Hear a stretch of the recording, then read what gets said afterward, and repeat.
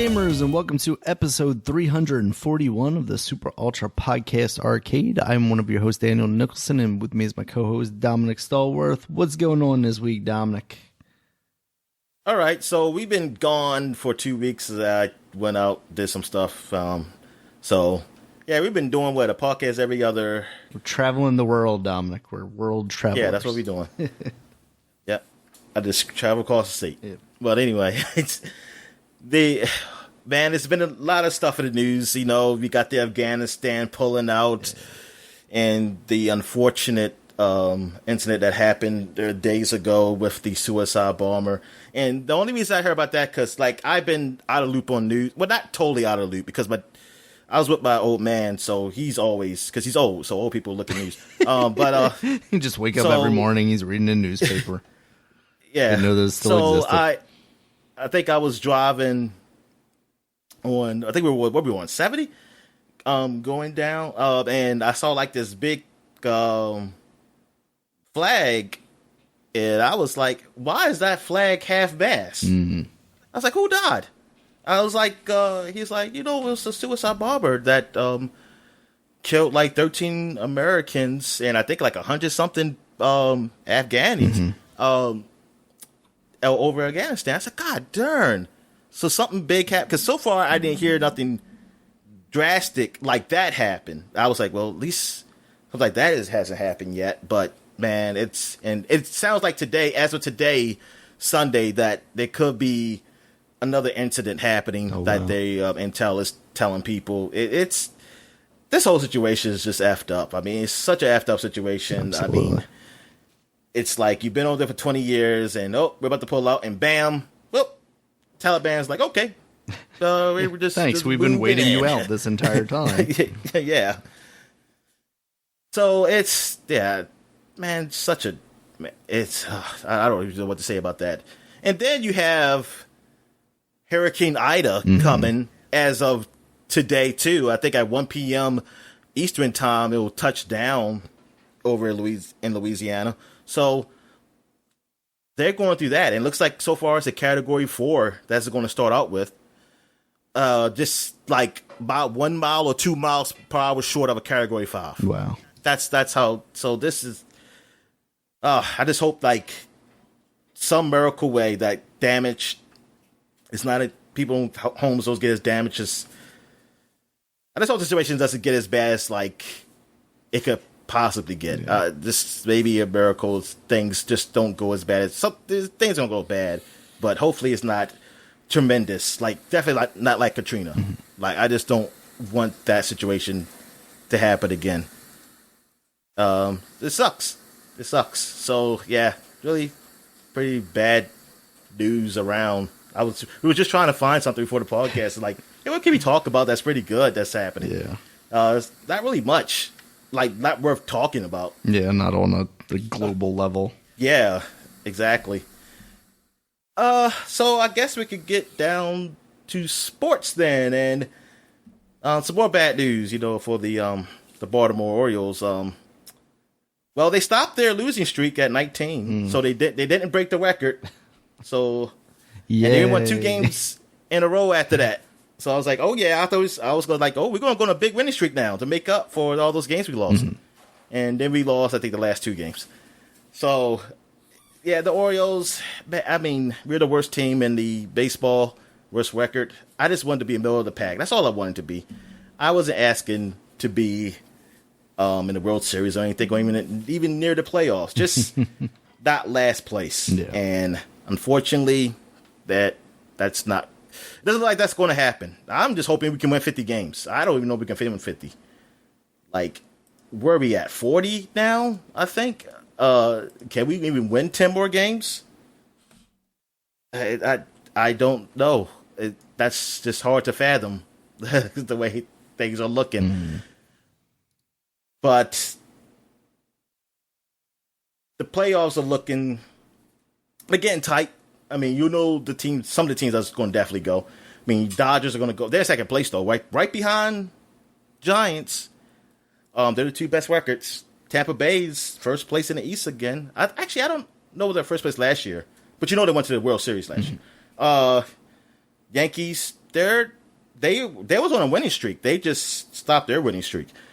But they're behind Tampa Bay. Then you have the Houston, then Oakland. Those are the teams I think of. I think Atlanta is in the lead, and their division, they're in the lead. They have not a big lead, but it's a little comfortable. The Phillies are behind them. So baseball, I like this time of year. I love September because it's like, hey, people fighting for that playoffs or a playoff spot to not be like you either fight to get to the wild card or you're fighting to get out the wild card because you don't want to play that one game off. Mm-hmm. So you want to win that division. So I love this time. Actually, I love this time in sports period because football is about the regular season. College football technically already started. Some teams played. NFL, we had our last preseason game. Well, some of the last. I don't know if all of them are done now. By the time you hear this podcast, they're all going to be done. Saturday, I watched the Ravens play the Washington team, and they just destroyed them. Washington team could not do anything. Ravens mostly had their backup in. I think Lamar played one series, maybe two. Oh, uh-huh. He didn't really do much, but when the backup came in, he looks like Lamar Jackson. Really? That backup. Like they definitely got a quarterback, a backup quarterback that, hey, if something happened to Lamar, they have somebody who can run the same offense. So that's pretty good. You don't have to switch things up. That's good. Yeah, and man, they just was tearing our secondary up. Secondary and second defense, like backup players up. Like Ravens' backups was just destroying them. Unfortunately for the Ravens, their starting running back got hurt in the game, so that's not good. But their team, it still can be all right. But the Washington team, I don't know really what to judge on them. It's just a wait and see. Because I haven't really been paying attention to news on them. So I have no idea. I'm just going to watch the season to see what happens. But football is about to start. Oh yeah, Ravens, it's not a big deal. It's not really a big deal record, but it's still a record. They hold the record for the most preseason wins in a row, 20 games. Oh. Nobody's ever done that. So, hey, it's something. Yeah. Some people say, hey, this ain't a big deal. It's only preseason. But, hey, as of right now, my Washington team hasn't won anything. I would like just to even have that. That's just pretty cool stat. Anything else in sports happened big last 2 weeks? There's probably some other things happened, but I just can't remember. But any big wrestling news happened? Oh, yeah, Dominic, it's official. CM Punk has returned to AEW. It was a great moment. He returned in his hometown of Chicago. They took over the I can't remember what stadium they had there, but it's one that I think WWE doesn't even really run because they can't fill it. Warrior Farms Arena? No. Or the M&T Bank Stadium? No. They weren't here? No, they definitely weren't here. So it was a nice moment. He opened the show. They didn't. You say? Oh, wait a minute. You said it's a stadium though, so they were outside. Was it not outside a stadium? Or a dome? An arena. Sorry. Oh, it's still an arena. Yeah, okay. It's still an arena. I think it's their hockey arena, I want to say. So yeah, that was nice. He opened the show last week. It seems like this week they didn't really have a lot going on Dynamite. The first 2 weeks were kind of huge for him. I mean, the first week was just, it's the first week of Dynamite. They had title matches like Kenny Omega and Christian won the Impact title off of Kenny Omega there. And then the second week they had CM Punk debut. And then this week they didn't really have anything. A lot of people were speculating maybe we'd see Adam Cole because his contract in NXT just ended, and he's really done everything that he can in NXT. And the way WWE is going, as far as moving back to the bigger guys, Adam Cole's a smaller dude. He's probably about my height, 5'10" or so. But he's a great wrestler. He does a good job with promos and everything. He's really a great package outside of the fact that he's not, 5'10" inches taller. But his girlfriend, Britt Baker, who is currently the AEW champion, women's champion, she is in AEW, obviously. So there are quite a few reasons why people have been speculating he may be going to AEW, and we shall see if that occurs. Next week is AEW's All Out pay-per-view, and it sounds like Daniel Bryan, Bryan Danielson, as he goes by on the indies because that's his real name, is going to debut there. Originally, there was talk that they're doing a show at Arthur Ashe in New York, which I think is like the tennis stadium or something like that, tennis arena. Yeah. They were originally planning to debut him there, it sounded like, but now with COVID Delta virus stuff, it sounds like everyone's kind of worried that things may shut back down, and you don't want to debut a person like Daniel Bryan in front of no crowd. You know, you want the crowd there for that. So if they got to move that up to make that happen, then they're going to. Yeah. So it sounds like go to Florida or Texas or someplace where they'll let you do that. I mean, they were stationed in Jacksonville for the entire time during COVID stuff. So, you know, and that's where they kicked back up at with their first crowds. But it's still, even if they were to do like a Daly's Place or whatever, it's just not the same. So All Out is also in Chicago, so they're going back to Chicago. I think that's at what used to be the Sears Center. I think CM Punk was joking that it's now called the Now Center. I don't know what brand that is outside of Now. Yeah. Now, what is Now? I don't know. Somebody with enough money to buy a stadium, or an arena, I guess. So yeah, it's potentially huge for AEW. I mean, it's already huge that they got CM Punk to return to wrestling. He got a promo about, you know, actually being back because he's feeling passionate about it. And it sounds like with everything that he went through with WWE, it kind of lost that passion, and it's good to see him seemingly back and happy to be there. So we'll see how that goes. His first match will be against Darby Allin at All Out, so next week. And yeah, that's kind of where it's at. WWE had SummerSlam last weekend, and it was an okay show. There were a lot of mistakes. Like, so they brought Becky Lynch back, right? Like her big return after pregnancy, but they did it in the most roundabout way. So they've been leading up to this match, this rematch from WrestleMania of Sasha Banks versus Bianca Belair. The entire time they're advertising it, there's been a lot of speculation and talk that it might not happen for one reason or another. You know, WWE, you kind of don't find out if people are sick or injured or whatever necessarily. So there's been a lot of stuff on the dirt sheets, the rumor sites and stuff like that. But the whole night the pre-show, they're talking about it. Before the match is about to start, they do the promo package and everything, recapping everything that's happened between them. Bianca Belair comes out, which probably should have been a clue to people that something was going to happen, because the champion usually comes out second. Not always, but typically. So she comes out, they announce her, and then the ring announcer is like, Sasha Banks will not be competing tonight. Like a complete fucking, like bait and switch. It's like, we've been advertising this, we're telling you it's happening, and then literally when it's supposed to happen, they're like, she's not able to compete. Here's Carmella. Carmella comes out, and it's like, oh, okay, this is what we're doing, sure. And then Becky Lynch's music hits. She comes out, beats up Carmella, and she's like, Bianca, what do you think? Let's have a match, right? Let's tear it down. She beats her in 2 moves. Literally, the match is like 5 seconds long.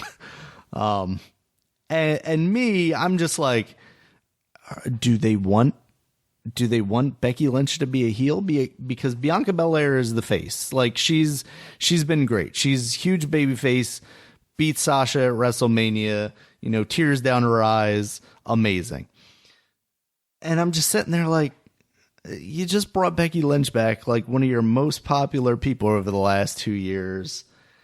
and you had her do that to Bianca, and then you had Bianca like just slink off like, oh, I'm gonna get you back, talking shit, but like you just got beaten 5 seconds. I get it. Like there's an element of surprise. You didn't think you were going to be facing Becky Lynch, but also what the hell?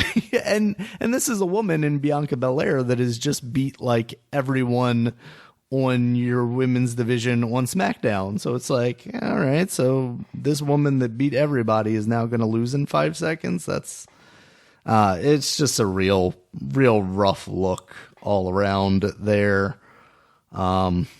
Yeah, I don't know. There are reports now that Becky is like going to be a heel, and I guess she was kind of heelish on SmackDown from the clips that I saw. It was basically like, oh, Bianca's like, give me my rematch, or we should have a rematch. And Becky's just like, nah, I'm good. And then walks out. So I don't know. It just seems weird. It's just not a lot happening in WWE that's really keeping me interested right now. I think I talked about it already, but like I'm already not watching the weekly shows. I try and watch the pay-per-views just because there's usually more wrestling there. Like there are actual matches, whereas Raw and SmackDown is a lot of fluff, and maybe you get like a 5-minute match interrupted by a commercial break or something like that. But when there are alternatives, and those alternatives have all the wrestlers that are really good, and have AEW, it makes you wonder what's worth watching WWE for. Like it's almost to the point where, I mean, like with Adam Cole, I've been saying like, I hope he goes to AEW.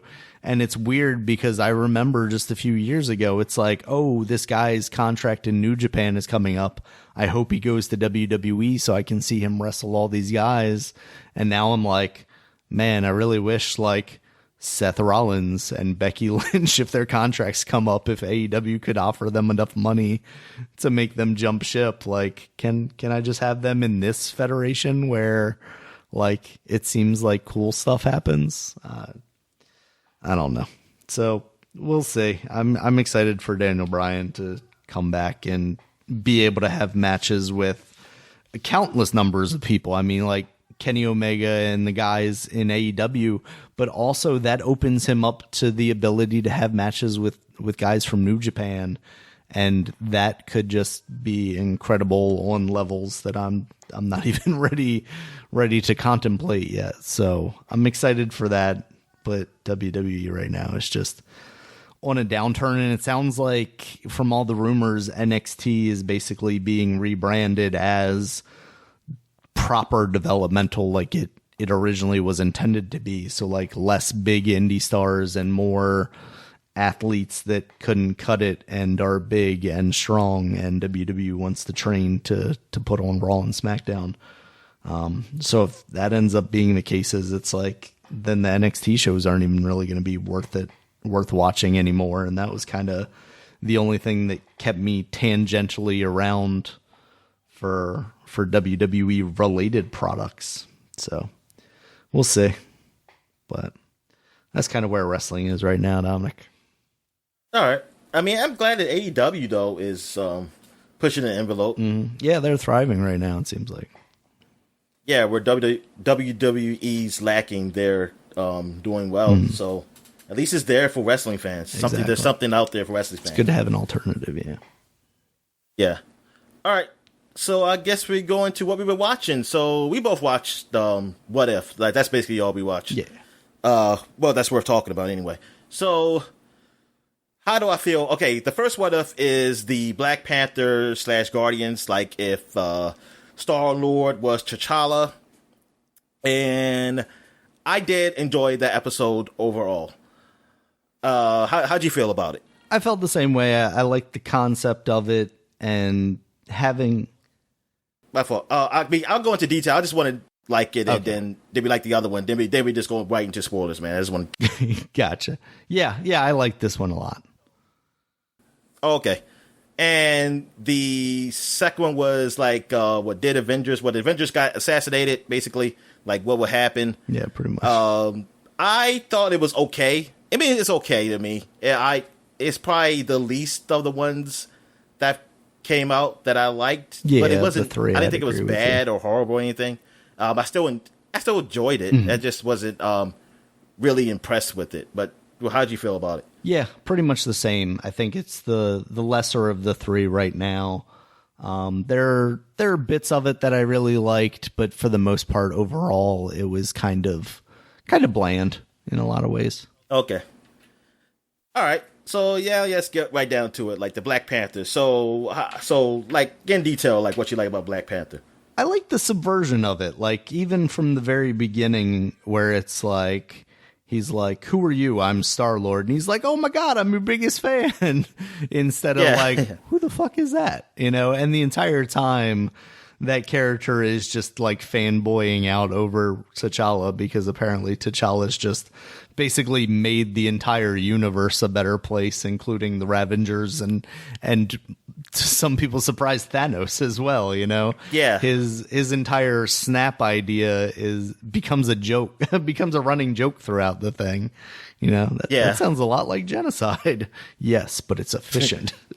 I thought that was a lot of fun. The only problem I had with it were some of the voices were just off. Like, and it's weird because it was the actual actors like Jaimon Hansu who plays that character, like Morag or something. I can't remember the guy's name. He's like the bad guy that you see at the very beginning of Guardians. Him, and then the Collector, like Benicio del Toro, is just like chewing scenery in a way that I don't know. Like he's putting on this accent that the Collector had an accent, but this is like a completely different thing. It sounded like. So those two were just. I was surprised that it was the actual actors at the end that did them, but overall, I enjoyed it again, and I think the art in this one kind of worked better because of like how colorful everything was. It wasn't kind of that drab brown and blue of World War II. Yeah. Like exactly. the way the Collector's cages moved and stuff while they were fighting, I think it lended itself to it a little better. I thought it looked good. You know what? I was kind of thinking originally with the What If. I mean, because I didn't look at the previews or not. I just saw some. But I was thinking like, hey, maybe each episode is going to has its own artistic art style. Mm-hmm. And that could be really cool if they had done it that way. That would have been nice. Yeah. And they got their own. Well, there's multiple writers on like different episodes, right? So I believe they got so, that. Yeah. I mean, it's still, but yeah. I mean, I'm not saying it's bad, but I that would have been cool. Like since hey, this is all multiverse stuff. It's like get different artists for like each one also. Yeah, kind of like the Animatrix did, right? Yeah, exactly. And I think I'm trying to think. I think in the comics it's not in the What If comic, but it's something like I forgot. I think it was like like something that's connected but not in the like it's an overarching storyline, but it's each comic that they have their own art style for that. Absolutely. And then so it's not all just you don't feel the same, but it's part of the same thing, kind of overall plot. Mm-hmm. I mean, even though this is totally different, which should make it easier. But I understand, like, hey, you just keep this one guy or girl or multiple people with this art style they got. I mean, the art style is all right. I mean, it's pretty cool. But I do because I just wanted to go if you're going out like this with these zany plots and stuff, go all out. I want them to go all out. Like, hey, like have it like visually look different. Like really just be creative with it. But yeah, but the Black Panther, the whole thing of this Star-Lord being like a savior and a known savior, like people just know him and how great he is, and they respect him. Like they respect. He's achieved respect where other Star-Lord did not. Yeah. Like the other, he did not. Yeah, he carried himself totally different because of his background and where he came from.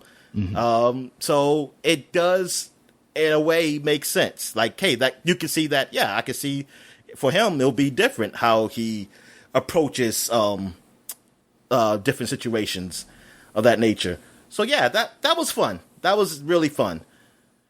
So to the Dead Avengers, I guess I'll start with that one then. With that, the whole thing, I do actually like the little murder mystery plot they had. I like the idea of that. Oh man, who's off of these Avengers? Because it's like a guessing game. I was trying to decide, like, hey, so who could it be? It's got to be somebody we know, because doing somebody you don't know, that just ruins it. It's got to be somebody we've seen in a movie. Yeah. And, like, who would do this? And so because I enjoy that in all television, murder mysteries. I always enjoy them.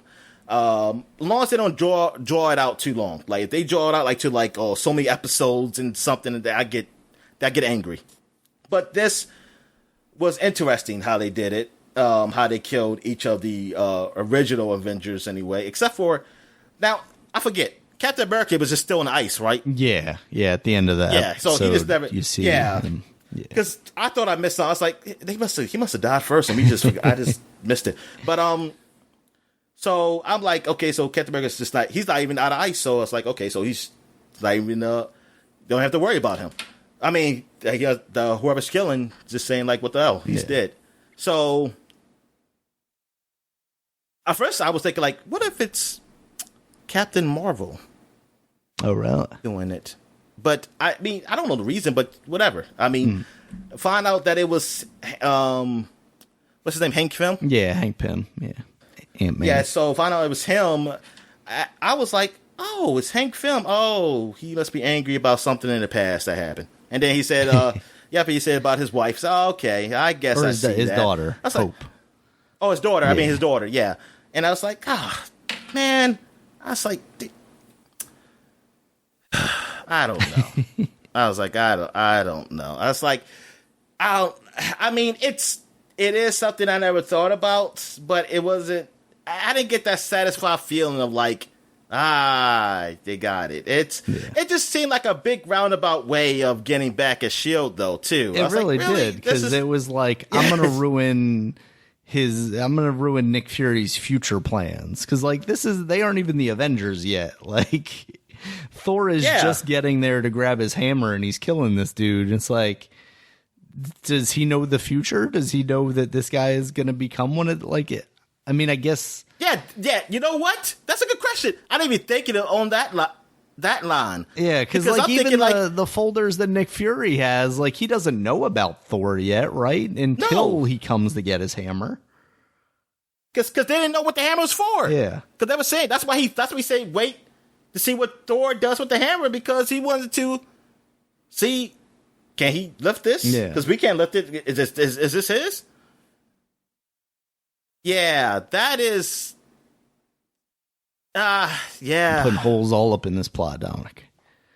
Damn, yeah. This was very average. Yeah, compared to the other two, I think this wasn't thought out much, and this was definitely a darker tone. Oh yeah, absolutely. Than the other two. The first, like, because I didn't know what the idea was. I was like, okay, it has something to do with like Nick Fury's big week or whatever they call that, like, timeline where it's like, oh, I'm recruiting these Avengers, and then it's like, I'm gonna shoot up Tony Stark with this thing, and then he just falls on the ground dead. Like, wait, what are we doing here? I was just thinking that Tony was gonna die. Yeah. So and then they killed Thor. I think Thor next, right? I just thought like they just didn't bother with the Avenger Initiative. Like, that just stopped it, right? And there was going to be a new way they get Avengers, like these new people, like people we seen. Yeah, because I thought maybe Avengers. It was because I saw the trailer. They have like the Guardians as the Avengers, like Gamora and Thanos' armor, and I want to say maybe it's Star-Lord, T'Challa, but doing like the back-to-back in New York thing where it's like the first time you see the Avengers all together and everything like that. And it's like, this is how we get to that. But yeah, no, instead it's just, nope, killing all the Avengers in this one for some reason. Now, see, because I don't look at the trailer, so I don't know what's next. Well, unfortunately, I know what's next now because I read comments, and now I kind of pissed off. But yeah, I don't know what anything looks like that comes next, because I didn't know what this was going to be about at all. Like, just watching it, I didn't even know the title of the damn show. Is what I mean. The subtitle, I should say. Yeah. So that's what I was really thinking, that like when things start, when he died, I was like, oh, maybe the Avengers go a new route now. Like they get new people to be Avengers. And no, they start getting, oh, okay, this is different. So all the Avengers are going to die. And say, or somebody's attempted to kill them all. But yeah, I mean, overall, it's okay. But I think, yeah, that's a big plot hole. Yeah. Now that I think about it. But it is interesting to see that, like with Loki, yeah, I was thinking like, well, Loki's not going to just go back to Asgard and be like, okay, yeah, we made a deal. And since you helped find my brother's killer, yeah. I was like, yeah, he's going to take over because what you going to stop him? How you going to stop him? And seeing that Captain Marvel came, he said, oh, well, first that was a cool thing they did with him seeing Cap's shield and saying, like, how you doing, Cap? So I'm thinking like, oh, Steve Rogers is out the ice. And then you see Captain Marvel in the back. Yeah. And I was like, oh, okay. That's cool.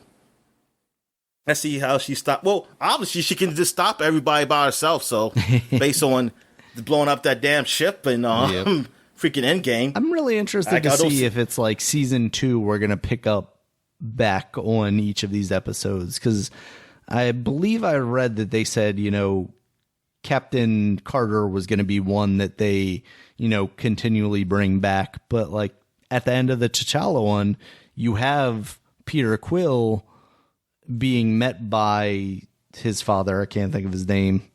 Ego. So it sounds like, hey, we might get that what if direction too, right? Like we might find out what happens if this Peter Quill, who is not grown up and matured in a lot of ways by being a part of the Guardians of the Galaxy, interacts with Ego. Maybe he becomes a supervillain in a way. And now we see this one where it's like, oh, Captain Marvel came back before the Avengers actually existed. Well, now they can't exist as they were because everybody's dead. And what direction does that go, kind of? So I hope they continue some of these stories. Yeah, it's just curious. Yeah, what if like the whole going to the future thing, like with Carter, like her being who's the new Iron Man, since technically Iron Man somewhat existed, back in freaking Civil War time. Right. So it's like, how does that change? How's that story change? It's pretty cool. It's cool seeing this. Yeah, I like it because I enjoy superhero shows, television shows, and this is a creative way of doing it, of doing the show. I wish they were a little bit longer, some of these, or I wish they weren't just staying within the 30-minute line, and especially when all the other ones so far haven't really done that. Yeah, I understand. Like, hey, because we just feel like it should end at this time. Okay. But it's feel like, oh, man, it seems like y'all all just it feels a little more nobody can be like 40. That way. Yeah, it does. All right. So I guess we get to what we were playing. So who wants to go first? Me or you? I can go real quick. Do I want to go? I can start real quick. Because most of the stuff I played isn't really that substantial. I was trying out while I was waiting for Psychonauts 2 to download onto the PC. I played a little bit of Art of Rally because I had seen that previously when it came out originally, and now it's on Game Pass. I was playing that through the cloud streaming stuff, and it did not handle very well. I thought maybe because I was like, man, this is running real bad. And then I was like, oh, I'm downloading stuff. It's using my bandwidth. So I paused that stuff, and it still wasn't running as well as I had previously had experiences with xCloud. I was a little disappointed by that. Now, I will say this, a few weeks ago, like when I first started xCloud, when I came up here, I said it was running really good. And then the next few weeks, there was a little hiccups, delays. So I had to stop playing baseball because that was really messing me up, while Yakuza wasn't that bad. Right. What other game? I was playing some other game that wasn't that bad doing it, but baseball really was messing me up. I was like, darn, it was running perfect before. What happened? But then, last week, I started playing baseball again. It ran great. Okay. I wonder if it's just like time of day and amount of people playing or something like that, maybe. Yeah, I don't know. Maybe they were doing something that, I don't know, that caused it so that it not enough bandwidth for me. But because I didn't move my computer or anything, so I'm still in the same place. So it's not like, oh, I'm close to my router or something now. No. So, yeah, that's what I'm thinking. Like, so it's not me. I was like, okay, so it's not me. Yeah. That's all I need to know. But, yeah, so it did change. So maybe it'll get better some other time. But that sucks. Yeah, it definitely seems like it's kind of been up and down. Because, like, I played that, and overall, just I maybe played 10 minutes or so of it with some of the laggy stuff. It's a game that looks cute. It's nice. It's very simplistic. It's kind of almost cell shaded, except without the cells. Like, it's very just flat colors and whatnot. The actual controls of it, you're kind of just a tiny race car in this simple world, but it feels very like it's complicated in a way that I wouldn't expect based on the visuals. Like you can't just smash down the accelerator and go. It's very much like, oh, you have to kind of be moderate on it, and it's going to shift gears for you and whatnot. Maybe there's an option to actually have a manual on there and do the gear shifting yourself and stuff like that. So it seems like something I might give another shot to, but I might actually have to download it to try it out. I also, after that, because I was like, okay, maybe I just need something that's not as active. And Myst is up here now. And Myst is a game that I was never really into as a kid because it seemed very much like I'm reading a lot of stuff and My dad got this game. Exactly. I would watch my stepfather play it and he was really into it. And it never clicked with me. So I was like, you know what? Let me give it a shot. I'm older. I'm more mature now. And then I got like 10 minutes into it and I reached a bookshelf and it was like, I'm reading like 20 pages of this tome about the history of this world. And I was like, you know what? I still don't think this game is for me.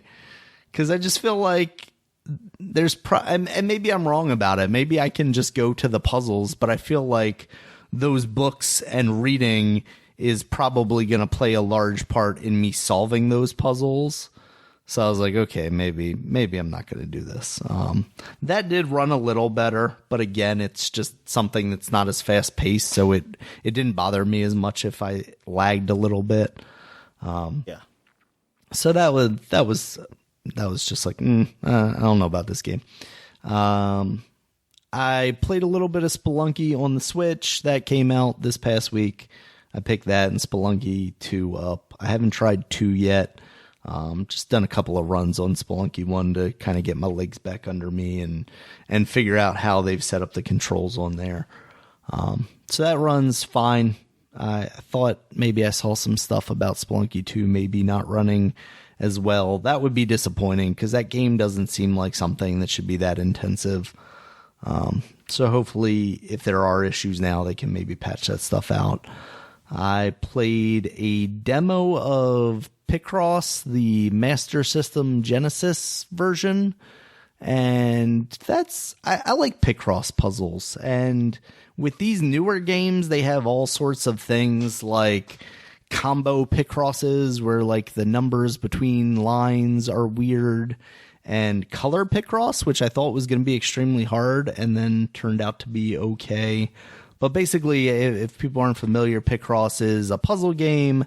It's a grid, and then you have numbers on the outside that tell you how many of those spaces. Usually it's done in black and white, so it'll tell you how many spaces are filled in with a black spot and how many aren't, and you have to kind of try and figure out almost crossword puzzle style-y, like looking at the rows and then the columns to see how they match up. And then with the color one, it tells you like 5 of them will be this brown color, 2 of them will be yellow. I really like Picross puzzles. I might end up picking up one of these games eventually, just as kind of a chill out, calm down kind of thing. I had that on the DS back when they released the brain training game and the Sudoku game in that. I like doing that a lot, just to kind of be like, okay, I'm going to chill out and get my brain moving a little bit, but also, have a little fun. So that was all right. And the WarioWare demo is out now, but I didn't get a chance to play that yet. I meant to. Oh, it is? Yeah, there's a demo of that came out.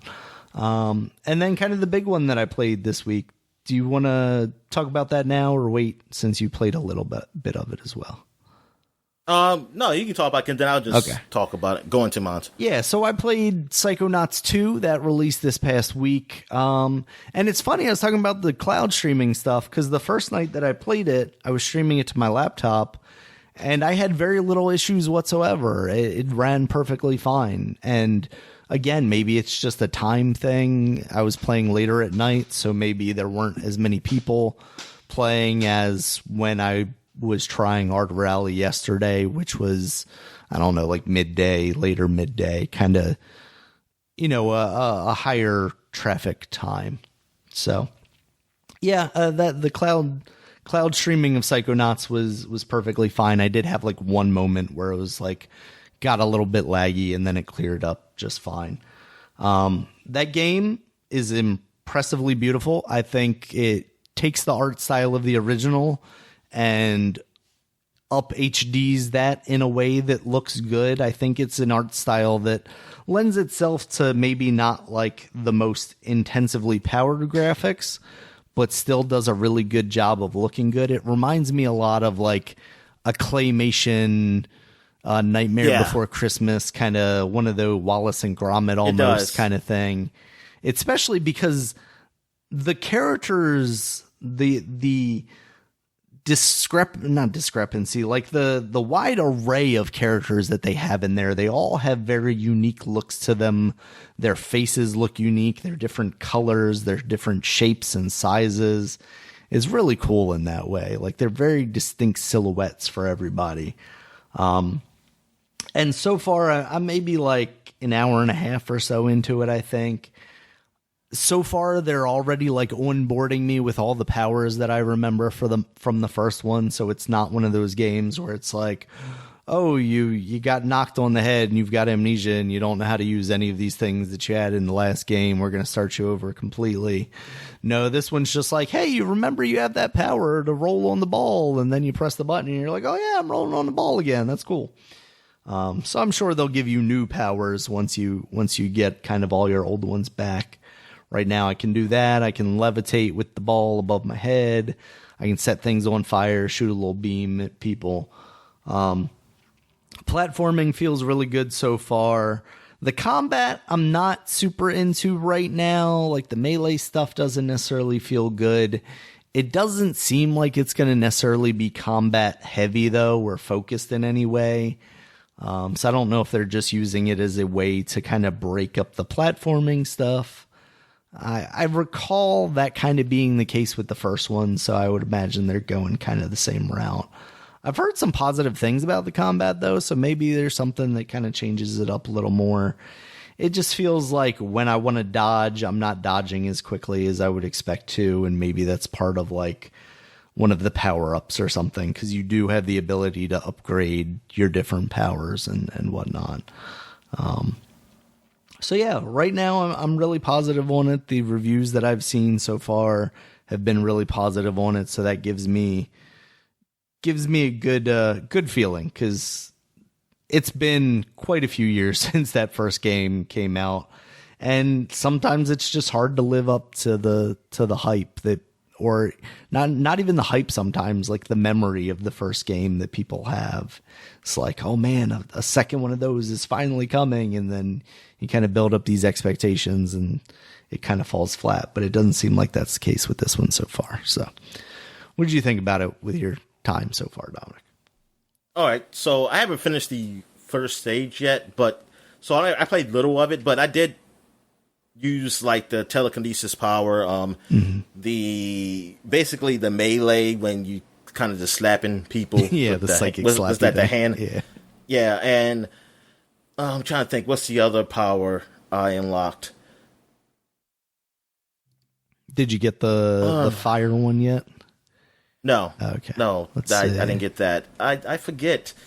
Like maybe that's it. Maybe it's just a levitation. I felt like there was a third one I got. Did you get later. The like shooty beam? Yes, that's what I got. Okay. That's the one I got. Yeah, the thing you can shoot. So I'm still on the stage where it's like the thief, the dentist, and it's pretty funny. And the dialogue is it's really funny. I like it. I forgot, like, cause I don't remember the story all that much from the first game, so some things I don't remember. Yeah, I kind of want to go play it again, or at least watch it. I'll probably just watch it again or something, because seeing the coach, whatever, the drill instructor, whatever, like the guy always seemed like always talking military stuff. Yeah. I thought he was a bad guy, and I was like, I thought this guy was a bad guy. Yeah, Why? I think he was, and then you fixed his brain in the first one, or something like that. Yeah, I think that's what. Yeah, that's what I'm saying. It's like maybe something changed and he wasn't. I said, darn, yeah, I gotta watch that game again. But yeah, the art style it looks great. Like that's what I was afraid of, because some of the trailers I couldn't really tell how good the game looked. Like the trailers, but playing on my PC. I was like, "Whoa, this game looks good," and it's running well. So yay! Yeah. I can see it look really great, and I was like, "Good. I'm glad," because I was scared like it was going to look a little too dated. But nah, I think that the art style helps with that. Like it's good. Could it be better? Yeah, sure, but I'm fine. Like I'm definitely fine with it. It like how Mario is on the Switch. Like it looks great. Even on the Switch, it's probably look a hell of a lot better if it were on PC, but it's not a game. It's not a game breaker. Like it's not it's not going to break you. So I do want to play this game, but I have. Well, actually, this might be one of my next games I could play, because it's just so many games. I probably hard, since you're playing it, at least one of us is playing it, so that's why I feel like okay, I can focus on something else possibly. I won't feel bad like none of us is playing this new game. Yeah. So I'm going to go into my games that I played. I played some more of the My Dodgeball Academia. Oh, cool. I like to call it, even though it's not called that. It's called just Dodgeball Academia. So I'll play a little bit more. Not much. I was just playing a little bit of it, and yeah, like I said, I think you would really like it. It is basically, to me, the Dodgeball of Golf Story, and the better looking, of course, like graphically, the art style of that. Yeah, it's pretty funny. The Dodgeball game of it, which I said it at the beginning stages of it, where, like, I don't think I know all the moves and moves, because I'm still learning. And, I mean, it's fun. It's actually fun playing that game, and I like the whole RPG aspect of like going through the school and talking to people and things of that nature.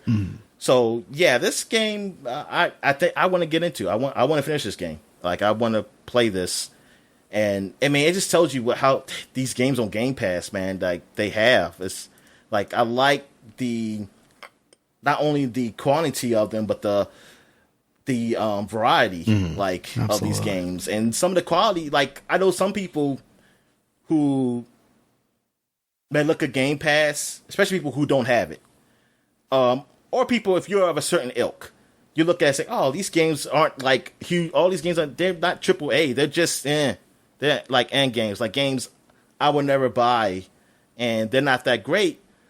Well, thing is, it's probably games I would never buy. For me, yes, a lot of these games are probably games I would never buy. I would probably have never gave them a chance unless a magazine really pumped them up to say, "Hey, this game was great. You should buy this." But now I have the opportunity to try these games that I would never buy, and I'm seeing that, hey, I'm just having fun, just as much fun as with this small indie game, than the AAA game, or more so than some of these AAA games, because I didn't really enjoy them at all. Right. So at least I don't have to break the bank of like. It's not like you're breaking a big bank, but still, hey, if I'm spending $15 on something and I find out I don't like it, I lost $15 because I'm not going to play it anymore. Right. At least now I have a chance to even try this game to realize, hey, I do like this game and I really enjoy it. So you might beat it, or if it's one of those games that's more replay value and it goes away, you'll pick it up. You get a discount on it because you have Game Pass. So I've seen some stories about how Game Pass is ruining games because of this one game that this person said they put on not this is one of these games where somebody like the developer Outriders. I think it was Outriders. Say Outriders recently has been kind of a topic of that. Yeah, and some people say, see, that's because they put it on Game Pass. So I'm like, but more people are probably playing it on PlayStation. Well, if you put the people who bought the game, more people probably who bought the game probably playing on PlayStation or PC more so than Xbox because they played it through Game Pass. Yeah. So how much more sales were they going to get if Game Pass? Were they going to get? Like, were they going to make more money? I don't think so. I think a lot of people, and plus the game is mediocre. It's a mediocre game. Yeah, unfortunately. So it's not. I think you want to blame Game Pass for this because of what you want to some blame developers Game Pass, but you said. should blame Square Enix. Yeah, because I'm like, wait a minute, why are you holding blaming off these bonuses and everything? Because like that's the story, right? Is like allegedly Square Enix is basically saying we're not paying you guys these bonuses or at all, or whatever much more is in the contract because you didn't sell enough copies. So some people are kind of scapegoating that on Game Pass, saying like, well, Game Pass, how does that work? Does that count as a sold copy? Does it only count if you download it? What happens there, So yeah, that's the publisher taking advantage of the developer. It's not Microsoft. Exactly. That's Square Enix's fault. Like I just feel like people who do that it's the console war thing. Like you're trying to find something wrong with the other console. Like, oh yeah, see, this is bad. This is like, cause you don't really like it. Cause that's what it sounds like in these arguments I see on Twitter. It's like, come on, man, you sound real biased. And to me, since I'm so much older, it sounds stupid. It's like, why are you so in love with this hardware? Why are you against this? Just ask Sony to do the same exact thing.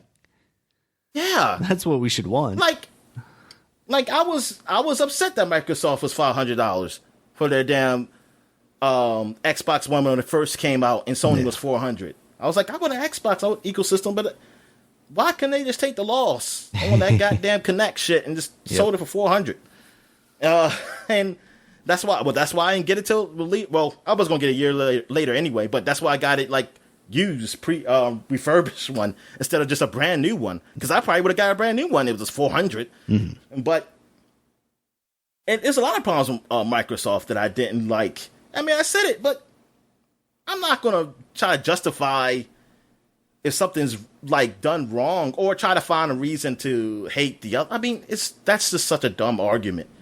I say I don't get it. Like, your thing is you want your console to be better. I mean, you want it to get better. You don't want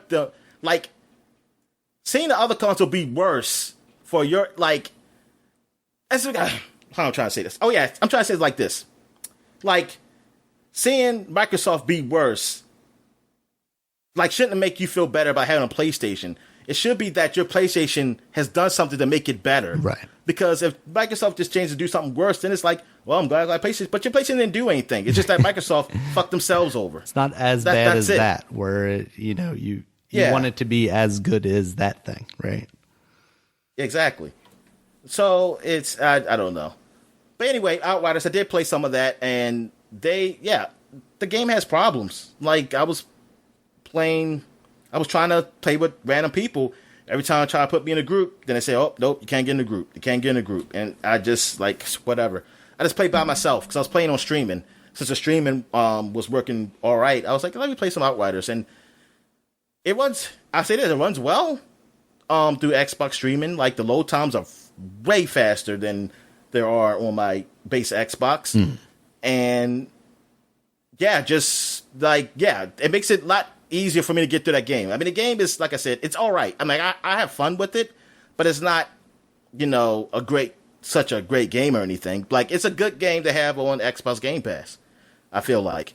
Like, I felt the shooting's all right. I mean, it got that Gears itch for me. That's what it has. Unfortunately, the networking, they still have problems with this game, and I don't know. Like, I mean, I don't know how much support is going to this game. I mean, maybe Square Enix is just like, whatever. We were just gonna, hey, bring you guys over to Avengers while we'll finish that off and then move on to something else. I mean, it's like they got these two games that didn't do as well as they wanted them to, apparently. Like with Outriders and Avengers. And Avengers, I mean, they just came out with the Black Panther. Oh, yes! And I played that. I'll get to that. Okay, cool. So I'm thinking like Outriders, like what is the timetable of that? Are they still putting new stuff for this, or cut and run, Dominic, cut and run. That's what I'm thinking. Is it a cut and run thing, or like they're doing like little small updates but nothing significant? Because I haven't heard anything huge. Like Avengers, at least you heard they done like the Hawkeye stuff. Hawkeye stuff, yeah. They done the Hawkeye. And they're still working on Spider-Man, Dominic. Still hope. Well, yeah, they allegedly. It's got to drop at the same time as the movie, right? I don't think so, man. I think they would have said Which we didn't talk about that trailer, but there's some shit going down in that trailer, Dominic. Oh, yeah. I totally forgot about that. Outriders. So, but the Avengers, I played the Avengers. Some of the new Black Panther, like the intro part, is interesting. It seems weird how Black Panther talks. I mean, because, I'm used to T'Challa. Yeah. I know, I'm used to a deeper voice. Not that it had to be T'Challa's, but I'm used to a certain not volume. What is it? A decibel? I don't know. Maybe something like a bass. Okay. I like more bass to the voice than what I hear here. But it's fine. It's okay. At least their enemies are different. Okay. I will say that. Good. They're not just robots. They are human. So I was like, oh, good. Because I was tired of just fighting the same fucking robots. But then I told myself, I want to go back and finish the story of the first game because I was near the end. So I did. I finished that off. I beat the story of the first game. Story-wise, it's fine. It's a good story. It's fun. Gameplay-wise it's mediocre. It's pretty mediocre. It's not much diversity into the gameplay at all to go with that story. That it's pretty disappointing. I wonder what's the future. Like after Black Panther and whenever they get this Spider-Man going, what's the future of that franchise? Like, are they going to just move? Are they to do a Marvel 2, Avengers 2, or are they going to do some more updates to this? Are they just going to kill it? What's going to happen? I mean, this was a bad route they took on this game, man. Like, honestly, I mean, they should have took the route that they did with Guardians of the Galaxy, but we'll see how good that game is. Right. Also, now if that game turns out to be actually pretty good, then it's like, damn, y'all fucked up Avengers. Y'all could have done this. Yep. You could have made this exact game with them. Yeah. All right, so I played some more Ace Attorney. I finished the first Ace Attorney's Chronicles, so I'm on the second one now. And because it's 2 games in one. Good story, and it's a story that carries over to the second game, this overarching plot of mystery that I like. Game is fun, it's funny. But I like how they incorporate the story into this overall series, which they have done in the other past games. I will say that. They've done that with Ace Attorney. Like connected dots from early on in the game. Oh, yeah. But sometimes the way to connect it is that, was this your intention or you just found a way to do it? Right. But this feels like this is their intention. Like, I can see it. While in the first Ace Attorney's game, with all those 3 games, I felt like y'all just kind of picked around and see how you could connect these things. And it worked out in a way. It did work out in a way. If we don't see these like new characters pop up, I feel like you had to put them there for a reason, or I don't know. Say you didn't have to put this character to be incorporated in this plot, but you was like, I got to. But yeah, this. But you know what? They are very making the English very racist to the Japanese. Oh, really? I mean, they're really like looking at them like, oh, you're inferior. Like with him, it's like, oh, you don't understand our concepts. Like doing it, like the prosecuting attorney or whatever, prosecutor. He's always like, when I say something I don't understand, so I forget in your backwards world over there, something like that. You don't understand this and things of that nature. There's gotta be some kind of payoff God. to that, right? Yeah, I'm thinking because he does have something against Japanese, but you don't know yet. I'm thinking you're going to find out something happened. But that doesn't mean you should be racist to all the people. I'm like, Jesus Christ. Yeah. Like, just come out here and say this shit. And and you just looking like, oh man, he's doing like, you know, that silly Japanese stuff is like, God, say you just making fun of me. When you really be saying like, man, fuck you. Right. Yeah. You white pasty bitch. And something like that. That's what you should say. He's going to show how truly backwards your country is by the end of the game. So, yeah. But the game overall, yeah, I do. It's fun. I mean, like Ace Attorney, it's real fun. It's actually pretty fun. All right. So, I also played the new game 12 Minutes, which is a game that is based on, it's like you play 12 minutes of this guy's life when he goes in and meet his wife, but things go horribly wrong. And then when you die or something drastic happens, you go back to that same point. So it's like you keep repeating yourself, kind of like a Groundhog's Day, but for just 12 minutes. So you gotta keep changing up things. So far, I mean, I'm not gonna really ruin it, but it's cool, like how you can do a whole lot of stuff within those 12 minutes to really change it up to see what happens. The problem is that some things I had to keep doing over again. So I was like, oh, and then if I do something wrong, I hit the wrong button by accident. It's not a quick, easy way just to say, fuck it, can I just start from the beginning again? Or just rewind to a certain point back. But you know what? At least give me the option to just to go from the beginning again. They give it a certain point in the game where you can just fast forward to when the guy breaks in, but then you still have to go through that part again. And I was like, I wish there was a better way, because that's what makes me stop playing. Because I was like, I spent so much time, I know what to do now, but I don't feel like going through all this again, like everything again. So, and one time I was close to really getting something going, but I did one thing wrong. And I got to do that whole thing over again. And just because of that one minor thing I didn't do, with the guy who's trying to who's going to kill us, basically. Maybe my wife. But it seemed like it's a secret that she has, that she's not trying to tell me. And she still doesn't even admit to the guy when she's about to die. So it must be a strong secret that she's willing to take to the grave. Which I'm thinking, like, after I find out what the secret is, next time I die, I'm going to come back. Either I'm going to die anyway. I'm going to beat the shit out of her. Because, like, you make me go through this shit. Because you didn't freaking want to tell this guy coming here killing me and over again. It's like, because you lied to me. Like I said, I asked you a billion times, like, just tell me the truth. Just tell me the truth. Say, I don't know what you're talking about. I said, I'm not talking to you anymore. I said, you son of a bitch. Well, then one time I just hid in the closet while she was getting, like, the guy was tied her up and interrogating her on where the stuff is. You're like, ha, and I was like, yep, you got her.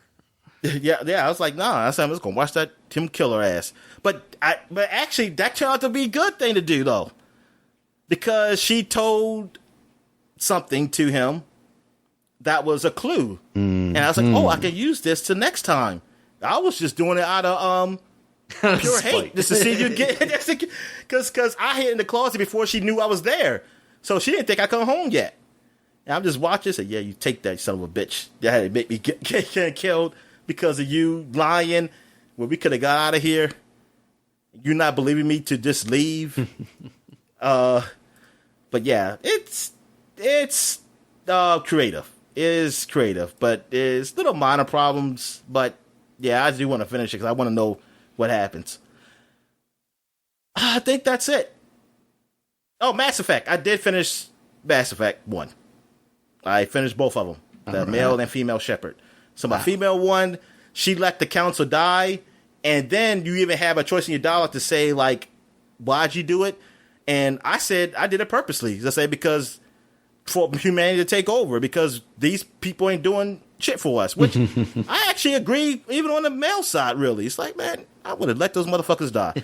But nah, he had to be the good guy, save the council, keep them on board, even though they wouldn't believe me. They kept saying, like, oh, Sarah's just playing with you. I said, you don't know him. I said, dude, I'm up here fighting him and shit, and you up here telling me like, oh, no, there's no weepers. Sharon's just using that to distract you. I say, oh, what the hell? I say, okay, but I do want to. I'm not going to do it this podcast because it's going to be a long one. I want to go into the Ashley thing because, man, I think white people, because that's what mostly it is, who play this game, obviously, and who has this opinion. It's mostly white people who has this opinion that Ashley is racist. I don't think you know what racism is. And I think that hurts us more than anything. Because y'all say, I mean, and listen, some of my people do too. They say things are racist that really aren't. But to say Ashley's racist is that you do not know what racism is. And yeah, that's all I gotta say. She's a space nationalist. She's not. And you don't know the story. Plus, either you don't know racism and you don't know the story of Mass Effect. Like, you don't have the grasp of the time that humans has been with these people, with these other aliens. Like, all that stuff that happened with the war against the Turians is people are still alive. Like, they're not old. Because her father was part of it, right? Yeah. Yeah.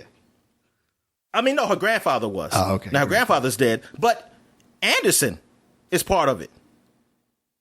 Captain Anderson. Right. Is it Captain Anderson? But he was in that war against the Turians when they took over Shanghai.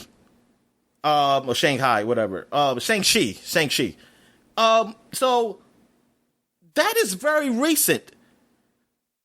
We did not know. Now, before that, we did not know there was other life in the universe.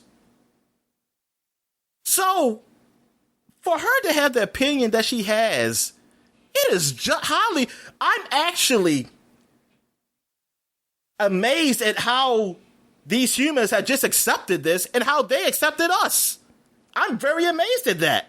I feel like this is a very short time to be accepting a new alien species and just going out about your business like it's normal. Like, I'm surprised there ain't more people like, yo, what the fuck we doing? Are we going to just join these people and shit? Yo, maybe they do some other, it felt like diplomatic stuff would be happening, take a little longer than this.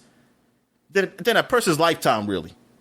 But it's a video game, but like I said, I feel like anything she has a problem with is purely justified. It is nothing racist that she said. But, I mean, I'll go into details of that probably next podcast. All right. I'm going to study up, Dominic. Yeah, you got to study up. So, we're going to take a break, and when we get back, we'll get to the flashback segment. All right. And we're back. And now we're flashbacking to 2011, 10 years ago. We're going to have about 2 weeks worth of games that came out. So let's see what we got here. What's the first thing I want to say? The first game I'm going to say is El Shaddai, Ascension of the Metatron. I don't know why I even said this thing because I don't know what the hell it is. I don't even know what the hell I just read. It was like super cell shady and flat and like ethereal. And it was, I think, like a third-person action-y combat. Like almost like a Devil May Cry, but not quite as combo-focused, I guess. Oh, okay. Yeah, I remember playing the demo for this one. All right, so the next game we got here is No More Heroes. Heroes Paradise. This is, what kind of No More Heroes game is this? Is that just the first one once it was released on things other than... Yeah, it looks like it was just the PS3 and 360 version of the Wii game. Okay. Because originally it was an exclusive for the Wii. And then it came out on other stuff later. Is No More Heroes still published by Konami? You know what? I don't know. I almost want to say it's published by Nintendo now, but I'm not sure.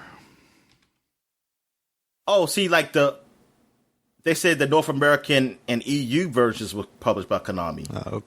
While the the Japanese one was published by Marvelous Entertainment, so I don't know if Konami's even still doing that. Yeah, Grasshopper Manufacturing. So I guess they're basically self-publishing. Okay. And Marvelous Inc. Maybe they're helping them out. All right. So what we got here? We got From Dusk came to Windows. From Dusk is the let's say platformer with furries, like Daniel likes to say. You play as a furry. No, that's that's Elysium Tale. Yeah, that's Elysium Tale. Yeah. No, that's like the world building one. Oh, we already talked about this game then. Yeah, it came out on Xbox. Okay, this is the okay one. I like the Dust Elysium's Tale better. Yeah. Which is totally different game than what that is. Yeah.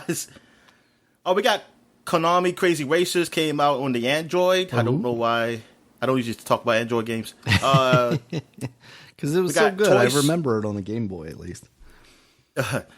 Toy Soldiers Cold War came out for the Windows Xbox 360. This is a sequel to the Toy Soldiers game, which I know the first one got decent reviews. I don't know about Cold War. But I know that's more like almost G.I. Joe-ish guys. While like I think the first one was more of like the green, like I guess Army World War II maybe. Mm-hmm. And I think this is more modern. Well, not totally modernized, but maybe 80s. I would say. Gotcha. It's Cold War. So yeah. So what else we got here? Do I want to talk about this game? 3D Classics Urban Champion. I don't know what that is. Probably just Urban Champion, but released on the 3DS. I don't know what Urban Champion is. I don't either. I think it's like an NES game. Probably like a side-scrolling beat 'em up, I think. Okay. Duke Nukem Forever came on the Mac. So good for them for your Macintosh users. You got Heck yeah. Duke Nukem. Flight Control came out on WiiWare. Guess is probably about driving a boat. We got yes, I'm Deus sure. Ex. Oh, this is a big one. Deus Ex Human Revolution. Yeah. Came out for the Windows, PS3, and Xbox 360. This game I played on the PC. Maybe did I play it when it first came out? I think I played it closer when it first came out. Probably months later. And I really liked it. It was, it was so much to do and like so many ways to achieve your objective, like either like hacking or just going up and just kill people. But since I had the cheats, I had it so people couldn't see me. So I was like, I can finally do stealth without being annoyed. So I did a lot of hacking, things of that nature, and reading people's emails and stuff like that. And yeah, the game looked good. This is the first Deus Ex game I ever played. I never played any of the other two, one or two. So, and I did enjoy this one. This is, you know what? I should say this is the only Deus Ex game I ever played because I didn't play the sequel. Mankind Divided, because I heard like people said, "Oh, it's not good as the first one," and I was like, "I'm going to wait and play it." And when I tend to do that, I tend to forget about them and don't ever play them, which I do want to play. I do want to play them. All right. So what else we got here? We got Shin Megami Tensei Devil Survivor Overclocked for the 3DS. It's a Shin Megami Tensei game. Those Japanese RPGs. That's really anime. That's got a lot of anime people and stuff like that. And they're tangentially related to Persona, right? Something like that? Yeah, they are. All right, let me see here. We got... Do I care about that? Nope. Okay, here we go. Rugby World Cup 2011 came out. That's the one you care about. So good for you rugby fans. It got that guy on the front, I guess. Yep, that rugby ball. I don't know. Let me see. What we got? Body Count came out. I feel like I know this for the PS3 and Xbox 360. Doesn't sound like something I've heard of. But this cover doesn't do anything for me. Codemasters, first person shooter. I've seen that. Yeah, I've seen that cover. Oh, it's considered the spiritual successor to Black. Yes. Okay. Black, I did. Yeah, I Black. People say that was a great game. I played it on a PlayStation 2. I think the Xbox. Mm-hmm. I played it on the Xbox, and I was not impressed then of it. I thought it was okay. Yeah. But, it wasn't like a big deal to me. Just weren't dedicated to the guns, Dominic. This didn't get really good reviews. 53% on Metacritic. All right, we got Driver Renegade 3D came out on the 3DS. A driver game on the 3DS. You can drive in 3D. Rough. It pops out right at you. Yeah, the steering wheel. You can just like, yo, I'm touching the steering wheel. Oh, they probably made you use the bottom screen as the steering wheel or some trash like that. Oh yeah, that would suck. I'm gonna skip that one. I'm gonna say Madden NFL 12 came out. Right. And who was on the front of that?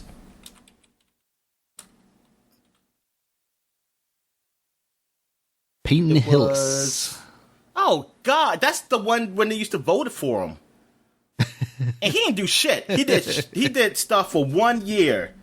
He was a decent back. He was like a fullback, which like fullbacks weren't really used much around this that time. It's not used much now.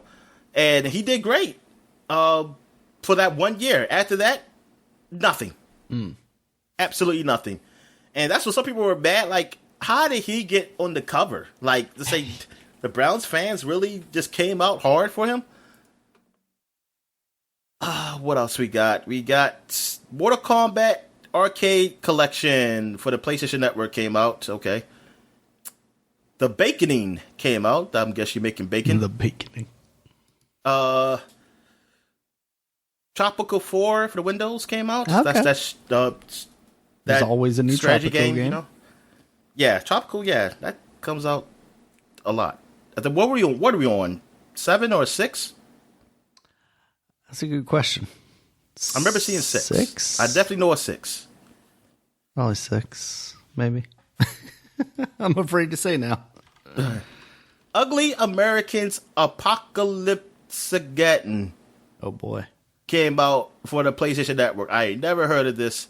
That's based on the cartoon, the right? TV show? Yeah. You think it's based? Okay. Oh, yeah, I remember definitely Ugly Americans. Yeah. It probably wasn't a good game. No. 44 on Metacritic. Yeah. Mortal Kombat Arcade came out for the Xbox Live Arcade. I don't know why they just could combine the two. I know it came on different days, but just come on. Yeah.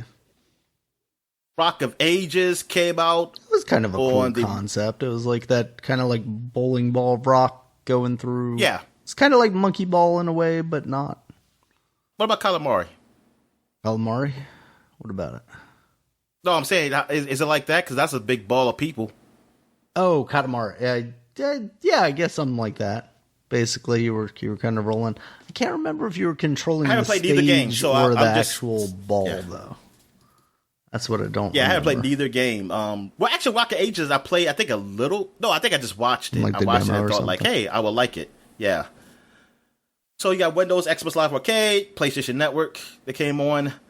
The Baconing came on Xbox Live Arcade, and also the Ugly Americans game came on there too. And that is, one more game. Jerry Rice and Nidus Dog Football, where you play as, I guess, Jerry Rice's dog or with him in like dog football games. You gotta love it, Dominic. Yeah, I think it got okay reviews. Well, from the IGN gave it a 7. They got so they were paid.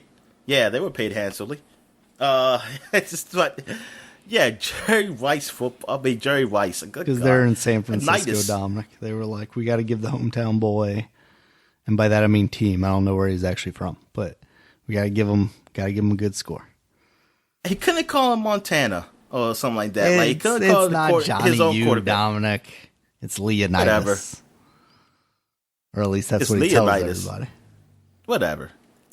All right, so it's a big 300 I guess that is it for 2011, and now we're going back 20 years to 2001. And what do we got here? We got Madden NFL 2002.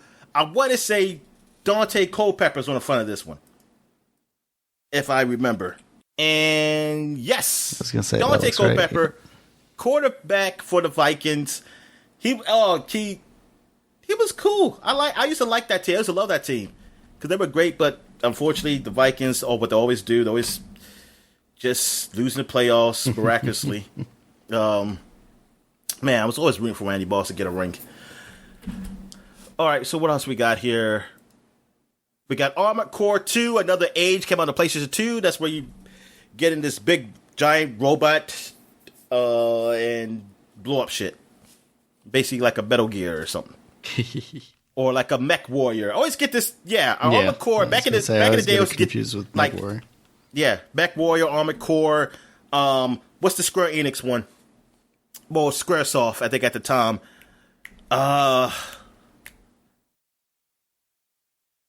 What the F? Even though that was like an RPG thing, that was an RPG, but it had a name in it that always got me confused with them, like the other mech games. Hold up, Armored Core is not Squaresoft, right? That Front Mission. Front Mission, that's what it is. Yes, Front Mission. Because you play as getting these robots, but it's like a strategy. I think it's like a tactics game. And I used to get it confused, like, because I didn't really know it was a tactics game. I thought you were just actually playing in the robot like a third-person action, because I'd never seen it. And I was like, they said, you're in these mech suits. So I said, oh, another mech game. All right. So what else we got? So I would have been disappointed. If I told my parents to get that game, I would have been so disappointed to realize it was just like a turn-based tactics game. I think I would have hated it. Oh, maybe I would have liked it. I don't know. Here's a huge game that came out. Mario Kart Super Circuit for the Game Boy Advance came out. Wasn't this basically Mario Kart for the Super Nintendo? I think they had some of the tracks from that remade, but it was like a mix. There was like half new tracks, half remastered tracks. I know it got rated really high. I know people it was were just incredible. loving I it. love that version of the game. I think you just like every Mario Kart, all the fucking same. And no, I think that's probably one of my favorite ones. Double Dash sucks. You say Double Dash? I don't know why. That's the best one. It's just probably the one that I played the least, to be honest with you. That's the only reason why I would say that. No, I love Mario Kart. It's great. It's not better than SpongeBob kart racing, but it's you could at least said Crash Team Racing down. Well, Crash Team is number one. No, I say it's not good as SpongeBob. Crash Team is number one. Gotcha. There are numerous ahead of it. Got it. Then it's Magic Kingdom Racing with the B League of the Disney characters, and then it's the SpongeBob Konami and then Mario Kart. Kart. Oh yeah, Crazy. Oh, I forgot about that. All right, so what else we got here?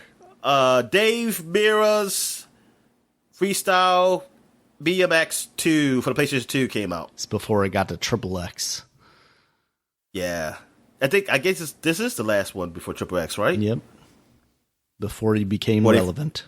There was like, man, we gotta get some more sales. Come on, let's put some girls with some big titties. Yep. Which is funny, because I don't even think like the Matt Hoffman games, which were made by the same people that made the Tony Hawk games, were really doing that well. It's not like they were like outselling them, I don't think. I think they both probably just weren't selling that great. All right, so we got ESPN Final Round Golf 2002 for the Game Boy Advance. So I know that's one of your favorite golf games on the Game Boy Advance. You said it's even better than Mario Golf. Love the ESPN brand, Dominic.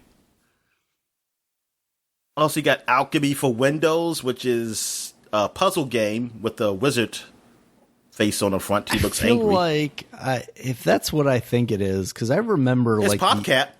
The Alchemy thing. Like there were a lot of games around that time doing like the same thing, where it's like you mix these two things together. It's basically crafting in Minecraft now, but like back in the day, it was like you take these two dissimilar things and then you turn them into this thing, and then you mix those new things that you made with another thing. I kind of miss that game. That was cool.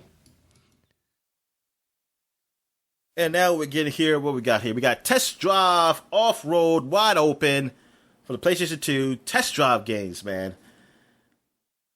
The last one I remember Test Drive was a 360 game. Was there one that came out on the One or PlayStation 4? I don't recall. I don't think so. Yeah, but that's one of those racing games you used to see all the time. Them and Ridge Racer,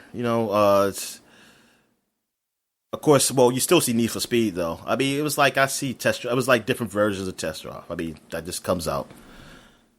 I never played them. Never really played them. I think I played the demo of the one for 360 though. Mm-hmm. One of them. All right, so Resident Evil Code Veronica X for the PlayStation 2 version came out. I was excited that I forgot. Like, oh, I'm scared of these games, so I never got it. Tony Hawk's Pro Skater 2 for the N64 came out, so you got to see it in all its blurry. I was gonna say, yeah. Also, we got Extreme G3, Extreme G Racing for PlayStation 2 came out. I missed the Extreme G series. Yeah, Extreme G. I mean, it was like them, Wipeout. It was another one, like the speed and like going these zany tracks. Yeah, but I mean, it was. I mean, not quite yeah, the Jet same, Moto. Yeah, I did like. Yeah. But I felt like it was something like where it was like futuristic. F-Zero. F-Zero, yeah, F-Zero. Yeah. Yeah, that's what kind of reminds me of. Is there another one? Is there another, like, I think that's it. Extreme G, Wipeout, F-Zero. But, see, they didn't do an F-Zero. The last F-Zero really was what the GameCube one, right? Yeah. I think another one. Like I'm missing something. All right. And the big one that came out in Japan. Devil May Cry. Oh boy. Which was originally going to be Resident Evil 4. But they changed some things and made it action. Or maybe Resident Evil 4 was going to be... Well, Resident Evil is kind of more action than the other Resident Evils, but you definitely weren't jumping up and slicing things, and special moves. But yeah, at first I thought this was going to be a survival horror game. So I was like, oh, it looks good, but I'm going to be super scared. Because now they even look more real. But then when I saw, like, someone said, oh, man, it's like the Matrix or something, like you killing these guys. I was like, okay, all right. I'm going to tell my mom to get this for Christmas for me. Play that game. Oh, man, I loved it. Loved it. I mean, like, I never played a game like that. Like, it's not just an action game like you just swing your sword and hit, like, one time like you used to play on your N64 and PlayStation. Like, you would do these combo moves and it comes up, like, stylish and stuff. And then I'll jump up, have two guns, and then you kind of slow, like, you kind of keep yourself in the air while you shooting down at the marionettes. I think that's what the enemies were. Like, they're like marionettes, kind of clown-looking things. Mm-hmm. And then you can juggle them up. Like do an uppercut sword on them, pull your guns up, keep them in the air while you're shooting. I mean, it was just so cool. I mean, for, like, high school me, I mean, this is the time where, like, the Matrix and all that, like, things of that nature was the hotness. So you just love seeing, like, cool fighting moves and all that shit. And to be able to do that in a video game was just like, oh, this is awesome. I used to thought, like, yeah, the story is great too, but I played it, I think, a HD version on the Xbox 360, and I was like, oh my god, this is horrible. I said, what the hell was I thinking? I mean, the game is fun, but the story is cheesy, like what they say. And I was like, I actually thought that shit was like, man, they could make a movie out of this. Yeah. I said, oh my god, no, they could not. All right, so that is it for the flashback segment. So we're going to take a quick break. When we get back, we'll get to the gaming news, and we got a lot of news. All right. And we're back. So let's get into the gaming news. So what we got, Dan? All right, Dominic. I know we only talk about it from time to time, what skins are coming to Fortnite, but I thought this one was kind of important to talk about. Now, I will admit, I will say up front, this is not a skin, even though I kind of want to make that joke. But Time if it was, oh my god. What's that? If it was, oh my freaking god. So Time is teamed up with Epic to add an educational experience to Fortnite. It is called March Through Time DC 63, and it is celebrating the legacy of Dr. Martin Luther King Jr. So you can watch the I Have a Dream speech in Fortnite, Dominic. This is truly going to solve the internet. It's going to solve all problems. I don't think they should do this. I don't think they should do this, man. It seems real bad, right? Yeah. When I saw that, I saw it a couple days ago. I was like, the fuck? Really? Fortnite doesn't have to be all things to all people. You can have experiences outside of Fortnite. Like, that doesn't have to be here, man. Like, this ain't the place I want. No, this ain't the place. Like, don't do this.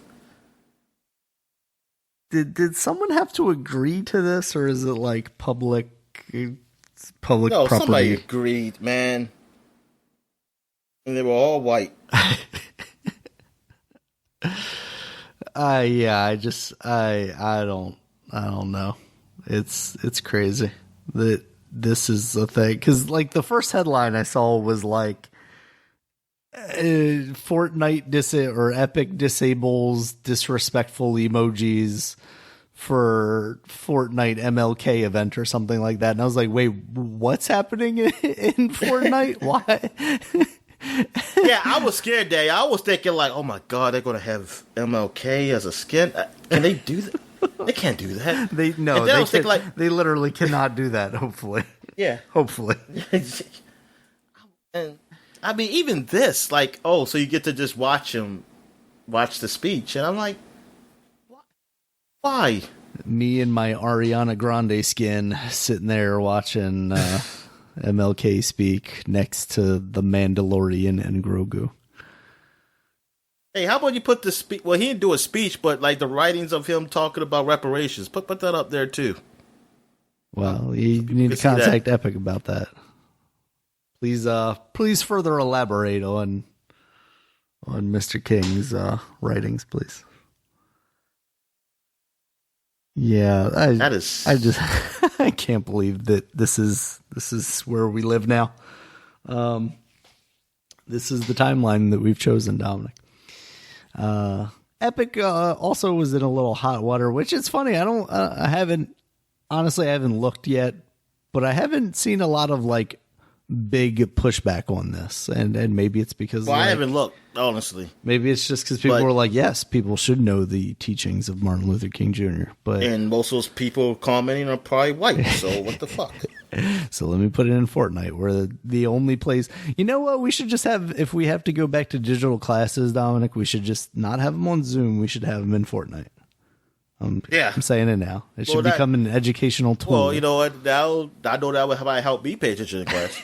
If you had me, I mean, what equivalent? It is no equivalent game to do that or by day, but I would have probably paid attention a lot more in class if somehow you had something like some math problems or something in my Metal Gear Solid number 2 or munchers something like that. Was the thing, absolutely.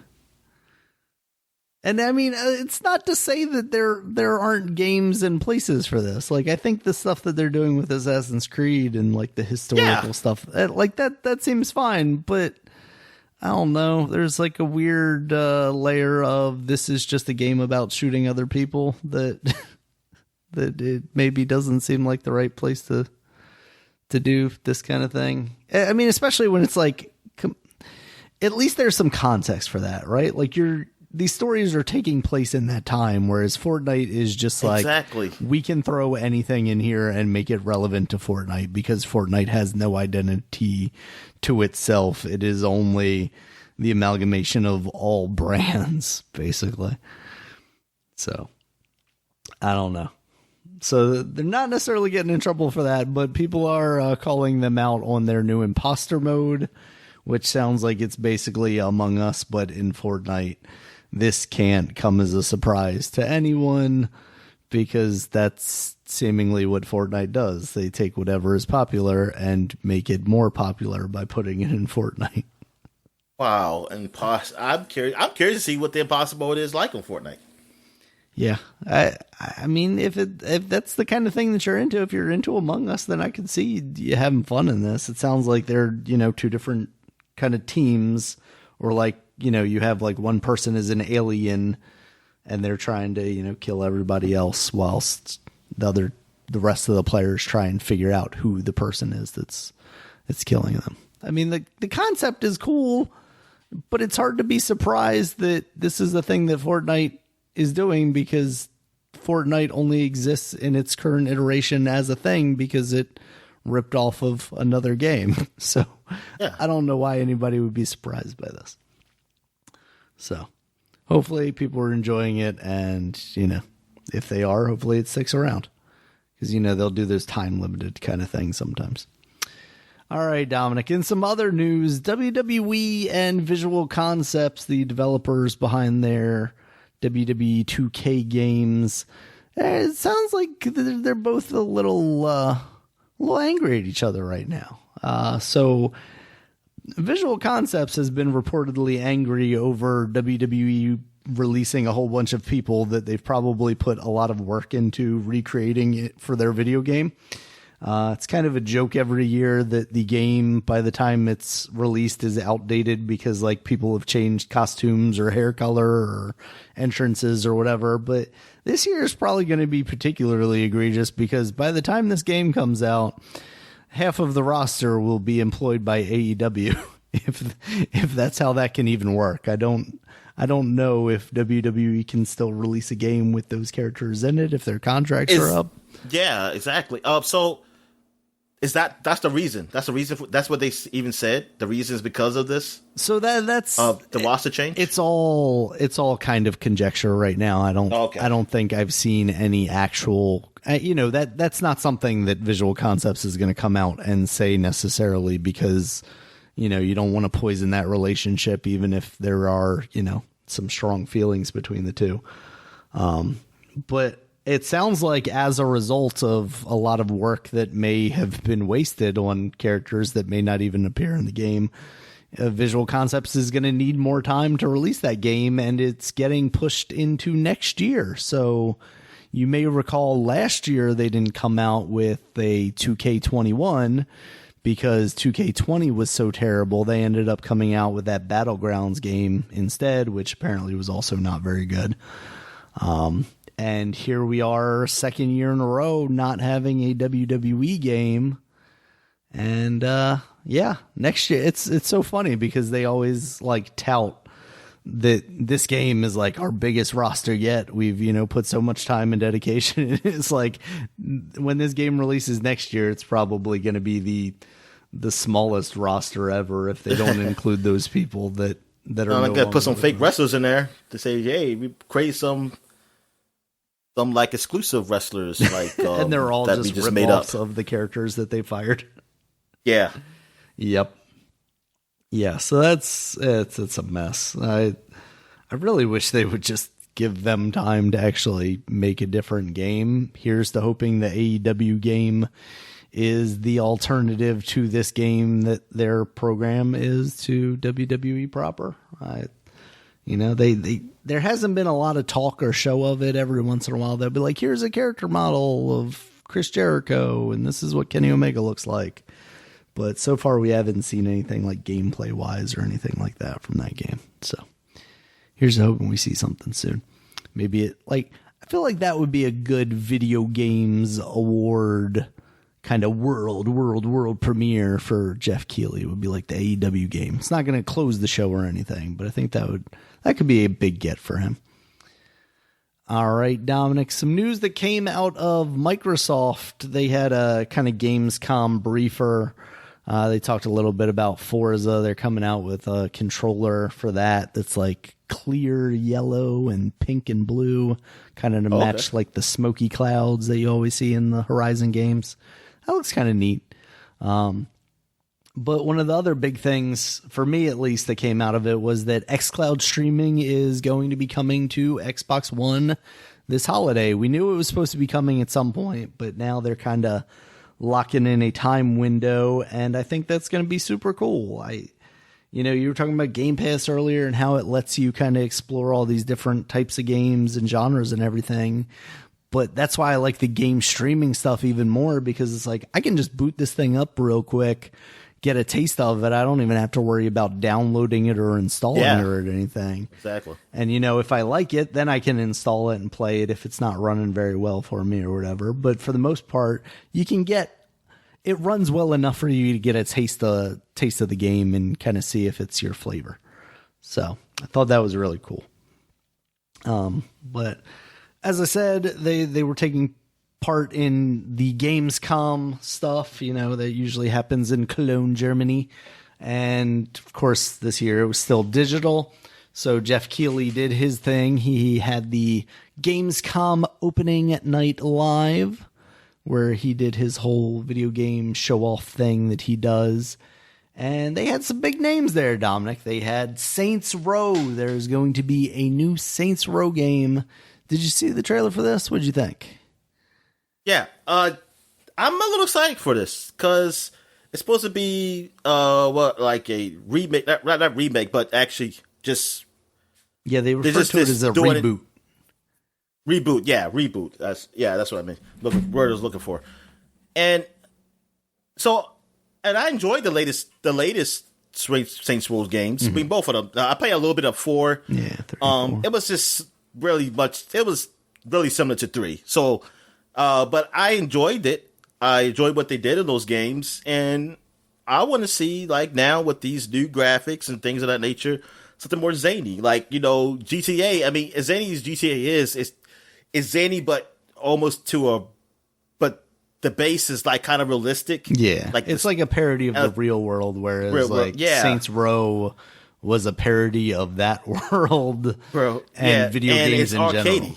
Yeah, exactly. Yeah, and it feels arcadey, like driving in a car is not hard to do. It's like it's not is actually fun. Yeah, exactly. Well, yeah, it was fun. It was actually fun to use. Even though overall I like the GTA games better, I appreciate Saints Row for what it is. Yeah, and I actually like it. I actually liked it. I never played 1 or 2, but 3 and 4. Were good, and they were the better one. They were better than 1 and 2. I hear people regard 2 as a pretty good game. That's kind of where the shift started, where it was like, this isn't just a GTA clone. Yeah. They're kind of doing their own thing. But 1 was 100% just, we don't have GTA out yet. Here's a thing that's exactly like that. It's the meme of, I won GTA. Mom says we've got GTA at home, and it's Saints Row 1, right? Like that's all that game was. And for what it was, I thought it was all right. But then Grand Theft Auto came along, and it's like, oh yeah, this is infinitesimally better than that game. And then Saints Row was at least smart enough to switch it up and go in a different direction. And I think with 3, especially critically, it just hit its stride there. So. This one didn't seem like it was quite as out there, but I think visually it looks incredible and keeps the same kind of colorful color palette that you have in those games. So I expect them to keep up the wackiness, at least enough to segment themselves away from like a Grand Theft Auto. They didn't mention at all whether it was going to be a co-op thing or anything, did they? I didn't hear anything about that. I didn't read too much news into it. Gotcha. I just saw like the trailer and just watched that. Gotcha. All right. Next up, Dominic, was Marvel's Midnight Suns. So we had previously talked about rumors of a Firaxis Marvel game coming, and this is what it is. It's coming out March 2022. And you got all your like kind of dark occult characters. You got Blade in there. But you have Doctor Strange and some of the other characters that I'm Ghost Rider. Ghost Rider, yes. And then some of the other ones that I'm not as familiar with. I think one of the New Mutants is in there. I don't know. Yeah, I don't know who the hell Wolverine is. Yeah. Well, then you have those characters too. You have Wolverine, Captain America, Captain Marvel. I saw in there, but in the original comic, those characters weren't there. Like they just added them. Oh, okay. For the game, like Iron Man and Wolverine. Like that makes sense. It's mostly all those mystical kind of characters. Mm-hmm. So, but I guess they figure like, hey, we got to add these guys in because people. Yeah, it's gonna sell that way. Yeah. You have more recognizable names. They put Spider-Man there. I'm surprised they put Spider-Man in there. You just haven't seen him yet, Dominic. I would not be surprised at all if he. It's exclusive to Sony. Yep. It's going to take like 2 years. Exactly. Yeah. I wasn't super into the way like Wolverine with the occult armor looks with like the runes and whatnot.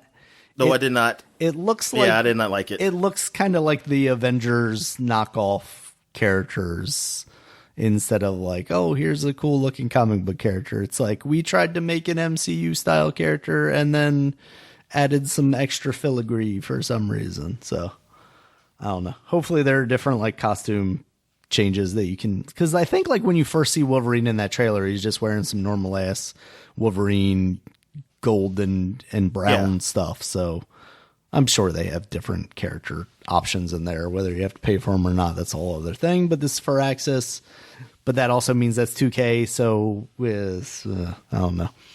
We'll see how that goes. All right, Dominic, after that, now this had been announced earlier in the week, but we finally have details on our Call of Duty. It's called Call of Duty Vanguard, and it sounds like basically you're hunting down Hitler's replacement or something like that. I think it's like post. What? That's what it is? Actually, I know nothing about this. Yeah, that's what I had heard is like it's post Hitler killing himself, but before the end of the war, and you're like trying to hunt down the new Hitler or something like that. The trailer looks interesting. What's that? The Red Skull? Yes, exactly. This is finally it, Dominic. The Call of Duty Marvel crossover.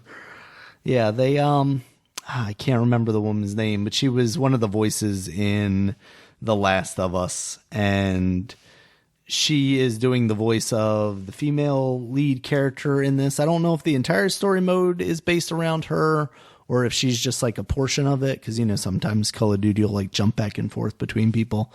It sounds like, I think she's a Russian sniper, and it's set during World War II again. I mentioned that already. And the kind of new thing to me that stood out was like she's like climbing walls and stuff in a very cinematic kind of Uncharted sort of way. It looks good to me. But also it just kind of looks like Call of Duty and in World War II again.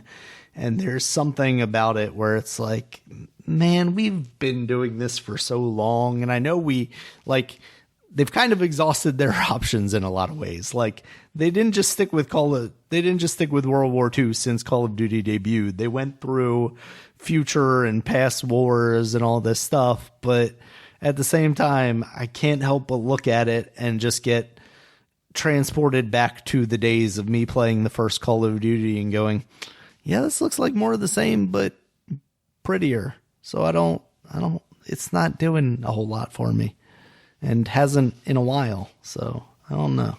Seems like they're doing something at least a little bit different. After that, Dominic, was Halo Infinite. We got a release date. We got December 8th. It's coming. The big news that I saw this week, it wasn't announced as part of this though, was that the Forge mode and more importantly the co-op campaign stuff will not be in that game at launch. Yeah, that is disappointing. That feels like a huge miss on their part. And I read a little bit of article explaining why. I think maybe it was Twitter that one of the developers, there were talks about should they delay it till next year until they have that stuff in there. But then they said, no, it's like, it's not worth it. It's like, we'll just at least have the game so people can play and have it there next year. I mean, then just have the stuff come in later. But it's just that sucks. That really sucks. Yeah, I mean, like I'm sure they have statistics on like how often that's played versus single player Halo or something, and maybe that was their way of justifying it. Because like whenever I think of Halo, I think of like playing with you. So it's like, oh, that seems like a very important part of the Halo mystique. And I try to see some people talk about like so what? Like the story of Halo is usually just single player anyway. Like you don't it's not like the co-op. It's not really a co-op story like you just playing in the co-op world. But I was like, but it's been there since the first game, man. Yeah. It's been co-op in the game, every single Halo game. And then they started doing 4-player co-op. So, man, I mean, I'm not really mad though. I mean, it's not so I'm mad. It's just like, you gotta release it like this. I'm not angry. I'm just disappointed. Yeah, it's like you gotta release. I mean, almost wish you would. That's what's sad about it to me is like the quotes I keep seeing about it are like, oh, you know, we were having trouble with development and we didn't want to release anything that wasn't ready. And it's like, well, to me, what you're saying right now is the game itself is not ready because this is part of the game. So you're using that as an excuse to not release a portion of the game, but maybe you should be using it as a reason to delay the entire game. But there is another argument, though, saying, like, well, you got to wait anyway, so why not at least have this if you got to wait for them to put co-op in there anyway? Yeah. I don't know. This sucks, but, I mean, I'm glad I'm going to play a Halo game, and so I hope it turns out to be really good, but definitely. Yeah, just sucks that you can't have everything at, like, it just, these games is coming out incomplete. It's just piecemeal at this point. It's like, we'll give you this thing at some point down the road. Yeah, but I'm still paying, I mean, Game Pass aside, I'm still paying $70 for something that you're promising me I might get down the road, and by that time might not be popular enough to be around. You know, that's like the Spider-Man promise with Marvel's Avengers. It's like, oh yeah, but by the time that thing comes out, I'm not going to be playing it anymore. So exactly, that's ridiculous. I mean, you didn't at least pay extra for that, but you know, you might have chosen to get that on the PlayStation over the Xbox, where some other friends were playing or something. You know, and then but like you said, by the time it comes out, it's probably like you probably maybe you start it, and then you're like, I don't want to play this anymore. I got these other games out now. Exactly. Now, what the back to Call of Duty, when are they going to have more detail on this? Did they have a date saying like we're going to talk more in this game? I believe they did say. Let me look up here real quick because I thought at the end of it they were like, oh, and we're going to have more gameplay something on this day or something like that. Let's see, PlayStation exclusive alpha starts on August 27th, which is already passed. So that's for the multiplayer stuff, obviously. Maybe that was it. Maybe it was the alpha stuff that they were given a date to. Because some of it, like they were doing Geoff Keighley's thing, and then they were like, oh, and in a couple more days we'll be doing, this stream that'll be a part of this other thing. I'm trying to see if there's anything else. Alpha. Like the summer of games or something like that Geoff Keighley does. What was the big events that he's done? Because, I mean, did we miss something? Because I know he did something in E3. Mm-hmm. And today, what was, between now and E3, what was the other event? For him or just in general? For him. Because that's Geoff Keighley's. Geoff Keighley's Summer Games. Yeah, I mean, I think that's basically been it. Oh, I thought it was something that's going to be like we see, like throughout the summer. No. I thought that was. I think that's kind of what he. Yeah, I was going to say that's kind of what happened last year, right? Is he was like, let me spread this out a little more, but they were also like weird loose partnerships where it was like here's EA's thing, but also it's part of Geoff Keighley's summer thing, and then other people would be doing stuff, and you're like, is this part of Geoff Keighley's thing? This one was very much like we're just doing the E3 thing and then moving on. It seems like last year maybe he was just trying to find his footing with everything being different, and then it was like, nah, this E3 kind of setup just works the best, I guess. Get everybody together for one whole, couple of days and then go from there. So, yeah, I'm not seeing anything else about an extra date coming for Call of Duty, but now that it's out there, now that we know it's coming, I'm sure we'll see stuff sporadically, whether it be multiplayer stuff or single player stuff. All right, Dominic, back to Halo real quick. They announced a 20th anniversary Halo Xbox. I think it looks very nice. It kind of has like a structural design on the bottom and then like kind of starry at the top. Thought it looked nice. And there's going to be a Master Chief Elite 2 controller. And I think that also looks nice, but it's $200. And that's not just because it's Master Chief. That's because it's one of those Elite controllers. But that is too much for a controller, Dominic. You pay the $195, I'll give you $5. It's too much.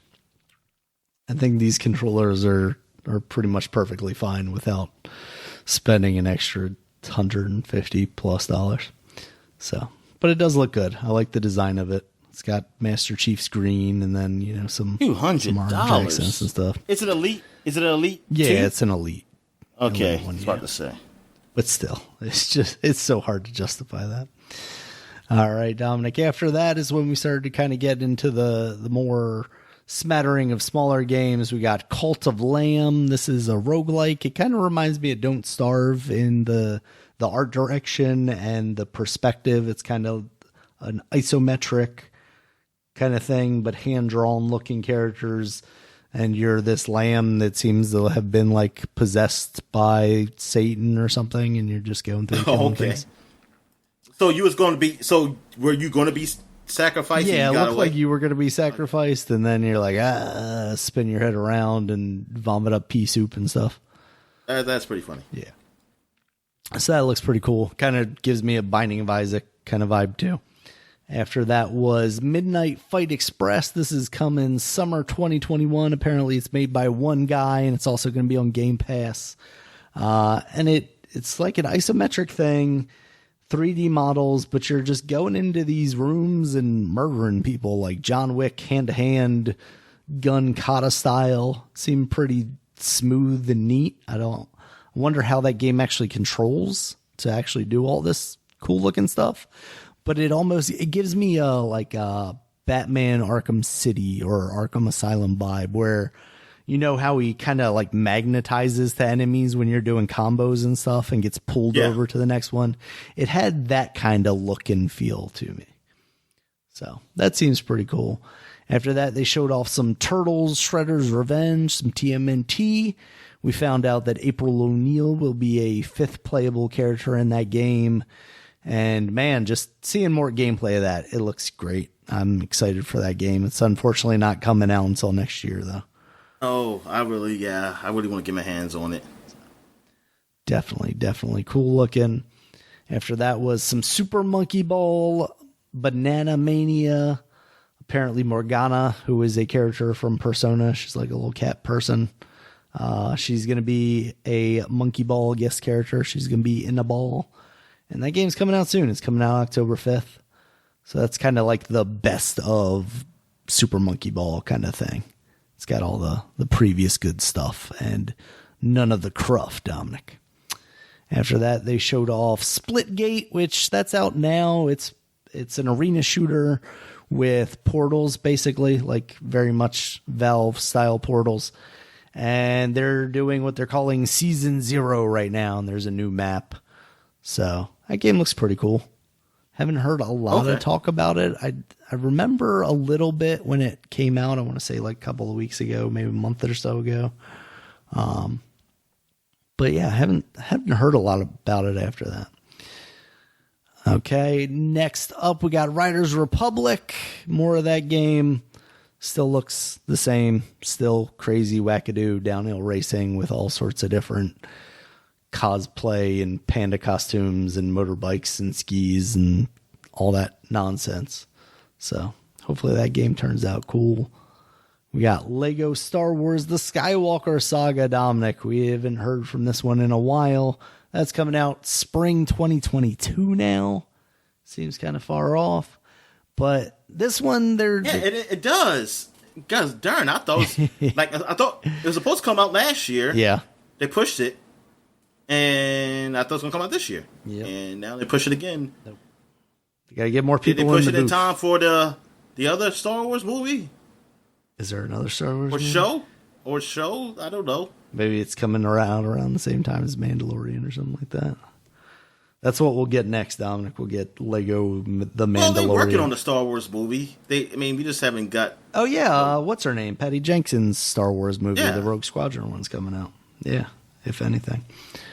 Yeah, and this one has voices. We're still doing that. But it seems like it's not just clips from the movies, at least. It seems like it's custom that's stuff. what I'm hoping. I just want custom. If it's at least custom, I'm okay. Even though, I still prefer the Panama. I still think was really creative. It's the most creative. It limits them in a way that forces them to be slightly more creative, and I think that's cool. After that was Synced Off. This Synced Off Planet. This is like a third-person action shooter that is set in a sci-fi world. There wasn't really much to it that stood out to me, to call out necessarily. It kind of reminds me of like a Lost Planet style thing. But the robot shit was crazy. Where like a bunch of, I don't know what happened, but it looks like a lot of action. It looks like there's a bot too, like almost like Jack to me. Oh, okay. Yeah, it looks like a lot of action. I don't know what this game is. It looks like a shooter, a third-person shooter. Yeah, so that could be cool. Let's see. Next up, we've got Outlast Trials. So once again, we're following in the path of Left 4 Dead. That game walked so we can run. This one's going to have 4-player co-op, so you can be scared with your friends. Hey, is this going to be VR too? I didn't see anything about VR. I feel like that's a VR Outlast game sounds like a nightmare. People, look, if they can go through that Resident Evil like that, man, then shit. Oh yeah, people love that shit. I, on the other hand, I would die. My heart would just give out. Yeah, so that's coming out next year. We also got Doki V, which this trailer just seemed crazy. You got these little kids running around with umbrellas, paragliding, and skates. And then there was a robot, and it was all like, I don't know, like almost K-pop style music it sounded like, except it was in English. And this just colorful and craziness. I was wondering, like, is it an action game? It's not multiplayer.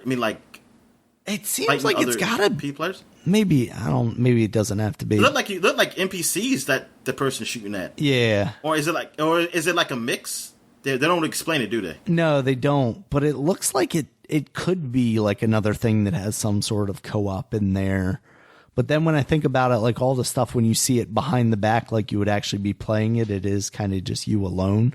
So I feel like they would have focused more on those characters if that were the case. If it was more of the music K-pop, let me listen to it. It's just my God, yes it is. Okay, I'm glad I'm not the only one that's like, it's just crazy, and it like switches up a whole bunch of times too. Like it's just all over the place, but it looks really cool. Just the way you traverse through the environments, it just looks really neat. Has kind of like a jet grind radio vibe to it without having like that visual aesthetic at all. Like it has its own visual aesthetic completely, but also just has kind of the same feelings behind it. Oh, the Jurassic World Evolution, man. Yeah, so after that, they showed off Jurassic World Evolution 2. That's coming out November 9th. Gave us the release date for that there. And showed off the water tank one. Yeah. That was kind of the crocodile. big reveal. The giant crocodile. Yeah. And showed that shark what pulling is it called? over. The Crocodilosaurus. I had it like at the back of my mind. I can't remember the name of it at all. Just with the I? Does it come with the I? Oh, it's coming with the A? I don't remember. Let's see. Water tank dinosaur. Echidorus.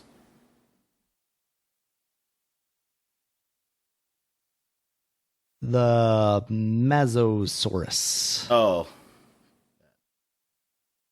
Look at that in the size chart. It's gigantic. Where am I? Oh, I'm on JurassicWorld.com. Of course. Of course, that's where they would have the information for the made-up but dinosaur. is the Megalodon bigger than that? I feel like it probably is, right? Yeah. Let's see. What's the Megalodon measurements? Do we have the truth about the Megalodon? Does it just have a size? It does not have a size. Oh, there we go. Size. Megalodon doesn't seem as big as I thought it was going to be. 3 meters, 26 feet. And okay, yeah, you got to go by feet, man, because I have no concept. And the Mazosaurus is 55 feet long. Like a GPS telling me, hey, you like 27 kilometers. Oh, my God, what is that? Is that a lot or a little? It's immediately, oh God. I missed my turn. All right, Dominic. After that was Far Cry 6. They just showed another trailer of that. That's coming out October 7th. Giancarlo Esposito is definitely a villain who's not a villain. Apparently, he's trying to save people through cancer medicines that he's getting out of tobacco that he is using slave labor to cultivate. Hey, man.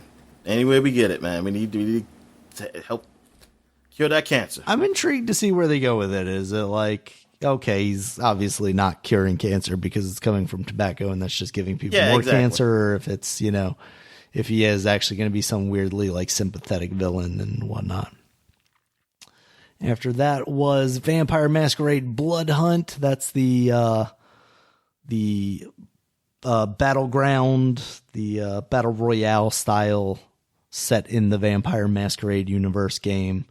That's still looking pretty cool as far as like different things about, different versions of that. The Masquerade game already came out. No, remake. Masquerade 2 is currently like, I don't even know what's going on. Like the most recent news we had about that game was basically like the game director leaving and them switching studios. So it seems like it's going to be a while before we get any kind of substantial update about Vampire the Masquerade Bloodlines 2, I think it is. But we have talked about some other like spin-off things, because the thing about Vampire Masquerade is like that's basically a franchise like Dungeons and Dragons is. Like it's a role-playing game. And then you have like all the different subtitled things that are offshoots of that. So I think the one we were talking about was kind of like a visual novel one that came out relatively recently. So yeah. After that, Dominic, was Park Beyond. This is a new park building game coming in 2022.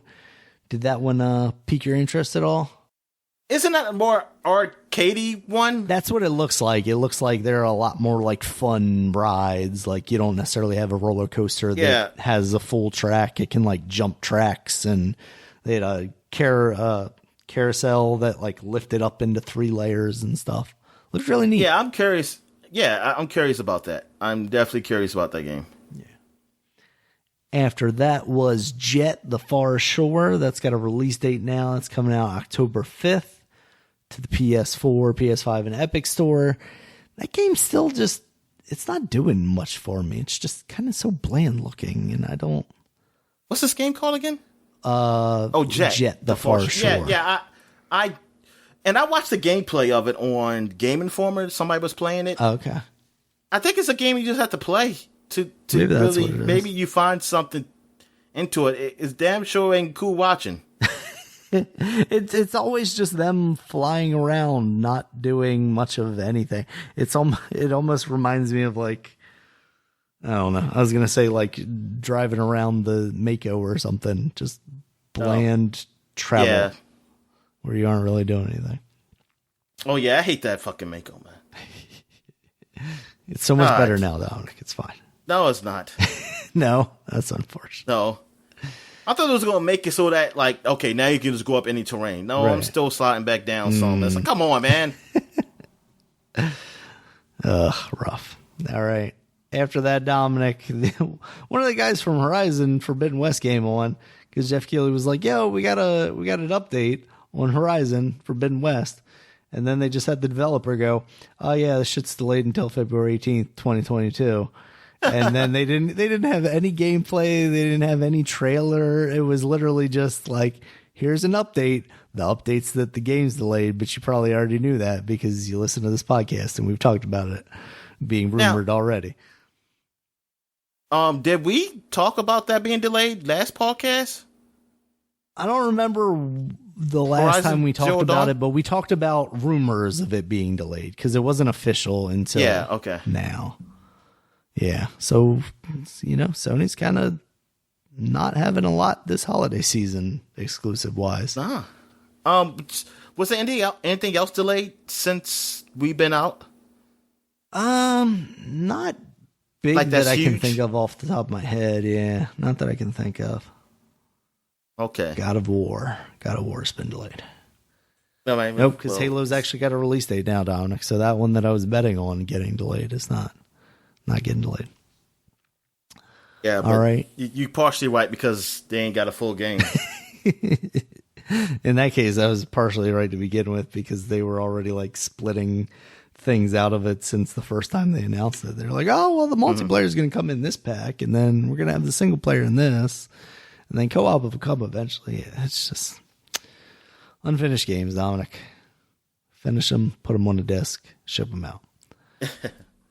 All right. After that was New World. That's that Amazon MMO that was destroying people's graphics cards. The open beta for that is going to be happening September 9th through the 12th. So if you want to put your card through a stress test, you can check that out. I'd be interested to see what people who are into MMOs think of that game. If it's anything. Because, I mean, one of the guys at work who's a big World of Warcraft guy recently started playing Final Fantasy XIV and has gotten super into it. And it's like people still have those two games. I don't know that you're going to get a lot of people coming over to your game necessarily. As long as, and you also have like Elder Scrolls too. And they're still pumping out new content, both them and Final Fantasy. So I don't know how big a market that is because I can't imagine there are a lot of people playing multiple MMOs at a time, right? Like you lock into one and you stay dedicated to that. So we'll see. After that, they showed off Marvel Future Revolution. This is a phone game. What is this? It's a phone game. It's a phone game. Yeah. That's the extent that I'm going to even talk about that because you see the gameplay of it, and there's like 60 million digital buttons on the right-hand side for different attacks you can do, and I'm like, I'm sure there are plenty of people that want to play this game, but also, ew. Like, why can't you take this work and just make it into an actual game? Yeah. All right, after that was another trailer for Lost Judgment. I was having a little bit of trouble figuring out what. Wait a minute, you don't want to talk about the violinist or whatever the hell that is? No, I really don't. I really don't. They had like two musical performances. It was her, and then later I think they had like an orchestra for something. No, Taylor Ross is for Taylor Ross. Yeah. Yeah. Okay, but go ahead. Yeah, Lost Judgment, just another trailer for that. And I don't even know if it was part of Geoff Keighley's thing or if it was just a commercial in between because they transition so harshly, and by harshly I mean so subtly. It's like, oh, here's just another trailer for a thing. I can't tell if that was part of it. It's not until it's like Red Bull gives you wings that I'm like, oh, I'm in the commercial segment of this now. After that was Dead Mouse. He's got a thing happening in Core, which I guess is like a game engine. He's making a thing. So Dead Mouse, he actually takes his head off. You can you just see the dude's face, and I'm pretty sure I've seen his face before, but also he looks familiar. I thought he was just the dude that kind of anytime you saw him in public was Dead Mouse, was the character, was the guy with the helmet on. So it's kind of weird, but it's called like OB Rehearsal, but in like kind of elite speak. and there was some dead mouse shit happening in there. There's like car with legs. I don't know. Seemed weird. Also just kind of seemed like an ad for Core, which I'm not necessarily familiar with. Maybe it's a cool game engine. I don't know. Yeah, so that's what they were showing, all the games that uses that engine? Yeah, they were showing, they were also showing more than just his thing. But that's why it felt like it was more of just a commercial than it was like, hey, here's my thing. After that, they showed off a new set of stuff for Fall Guys. They're going to be Jungle Book, Disney's Jungle Book costumes. You're going to have Shere Khan and Baloo, and there's another one I can't remember who. That is crazy. Of all things, a Jungle Book. Right? Exactly. Is it some kind of like weird anniversary or something, maybe? Like I don't know. Years or something. But on September 3rd through the 12th, they're going to do a King Louie event. So, Scooby-Doo, I want to be like you. It looks fun, though. Those Disney characters fit in with that world in the right kind of way. Yeah. After that, they played a little bit of a thing for Replaced and talked about how like the song that was a part of the trailer is now on platforms to get. Is Replaced, I meant to look that up before we started, but is Replaced the one from... No. It is not either of the ones I thought it was going to be, which was going to be the either the Play Dead or the one from the guys who left Play Dead, but it is not either of those things. It is the kind of what is the aesthetic I'm looking for? Like Blade Runner, but not quite a cyberpunk, I guess is what I was trying to think of, but not quite. It definitely looks neat, though. It's like side-scrolling thing still. Wait a second. Is it Play Dead? Did I just see? Oh, Play Replaced. Saw under the video it said playsomething.com. And I was like, wait a second. All right.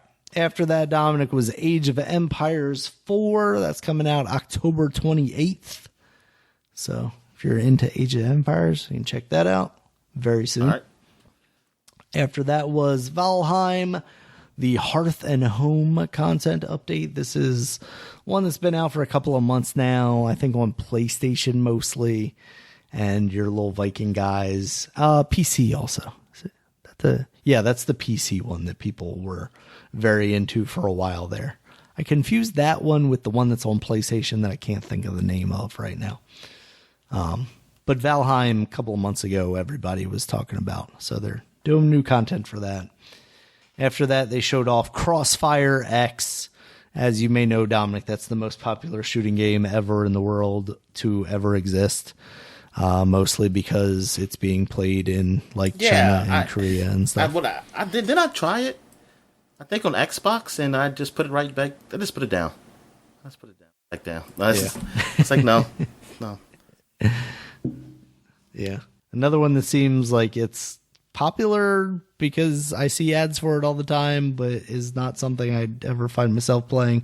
World of Tanks, Dominic. This one I think also had a musical performance type aspect. They were like, yo, our song's in the game and we're going to play some metal music or something over this trailer of World of Tanks.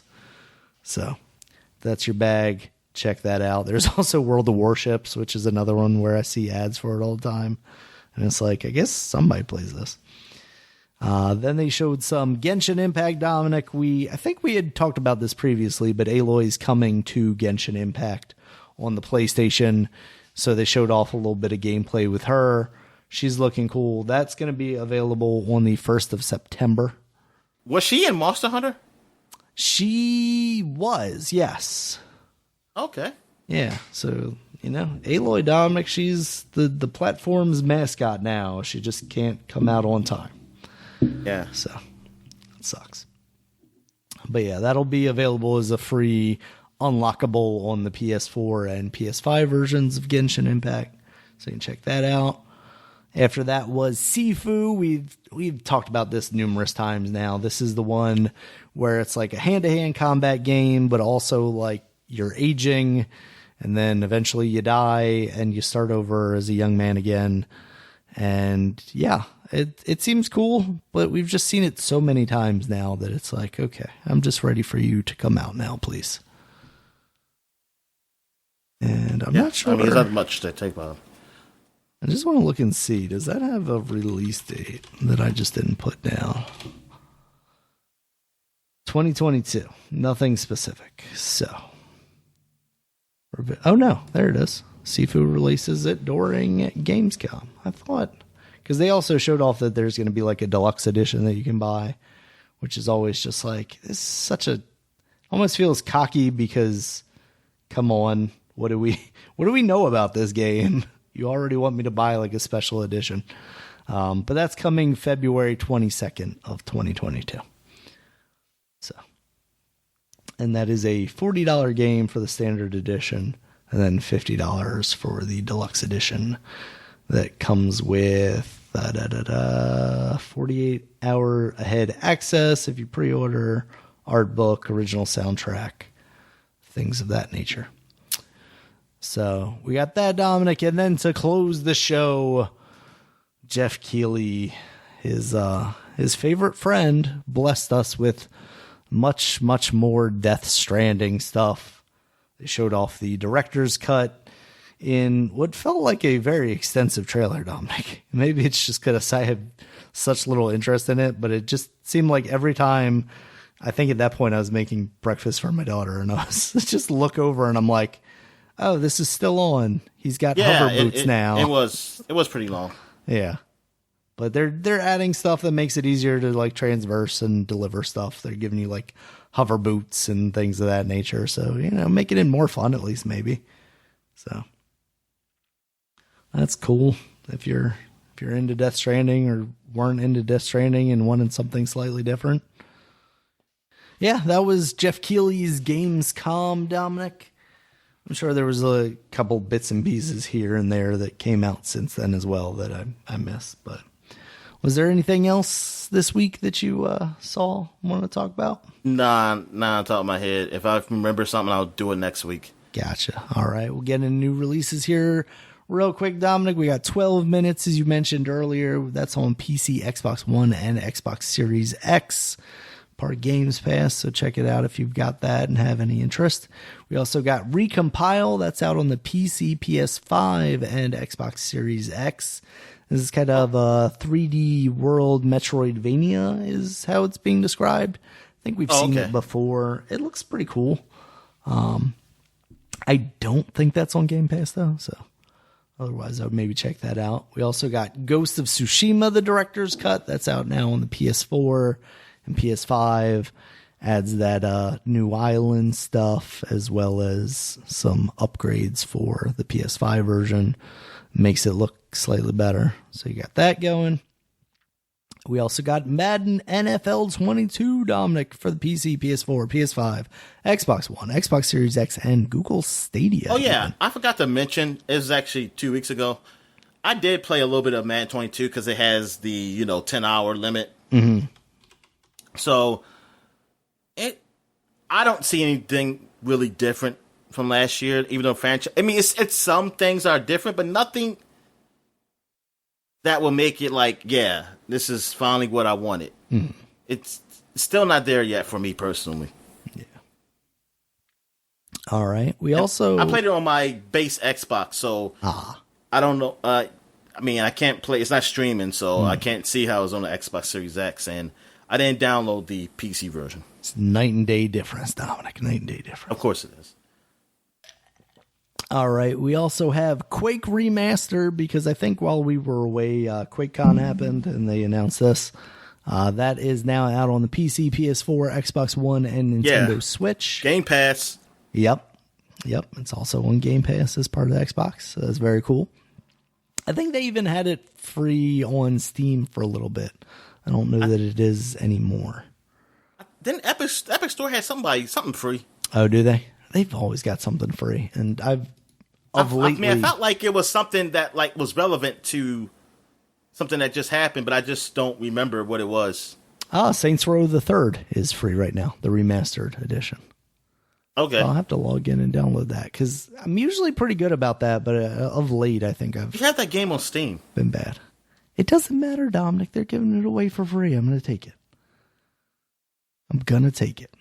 Plus, is that the remastered one? Does that upgrade to the remastered one, having the original version? I don't know, Dominic, and I don't have time to look, so I'm just going to download this entirely different launcher so I can play it there, I guess. I don't know. I'm just messing around, Dominic. All right. Aliens Fireteam Elite. That's now out on the PC, PS4, PS5, Xbox One, and Xbox Series X. Sounds like that game's okay, but maybe not great. I haven't been seeing really like great reviews. Like I don't know. Now I'm just like, I guess I can hold out on that and just wait for Back for Blood. Yeah. It's sooner than it feels like it should be, right, Dominic? All right. After that, we've got Sniper Ghost Warrior Contracts 2 on the PS5. So if you want to snipe some ghosts or some warriors, you can do that on the PS5 now. Check that out. We also got Baldo on the PC and Nintendo Switch and PS4 and Xbox One. Game? Baldo is the one that looks a lot like the I am blanking on it now. The anime one that looks very much like a cartoon, Ni no Kuni. Oh, okay. It looks a lot like that. I just checked Metacritic to see how that is scoring, and currently it has a 4.7 on the users for the Switch version, which that's kind of weird that it's that low on users. 4.7? I feel like users is usually pretty high. Wait a minute. Out of like 100%? Out of the 10, right, is what Metacritic does. Metacritic's usually like 53%, you know? Like people like it. Right. And it is. Maybe it's because it's the users, so I think it's out of 5. Okay. Yeah. Okay. Yeah, I think. Yeah. Yeah, okay, Baldo the Guardian Owl. The Guardian Owls. Yeah, I do have something to do with owls. Do you play as an owl? Or do you I didn't realize that was a subtitle of it. Wait a second. I am very confused now, Dominic, because they had Baldo for the Switch on Metacritic, and then they have Baldo the Guardian Owls on Switch, and that one has a 6.1 user rating with a couple of 10s, and Baldo itself, what the hell? What the hell is Baldo? It's the same exact thing. I just don't understand why they have a different entry for it, and it has much lower scores.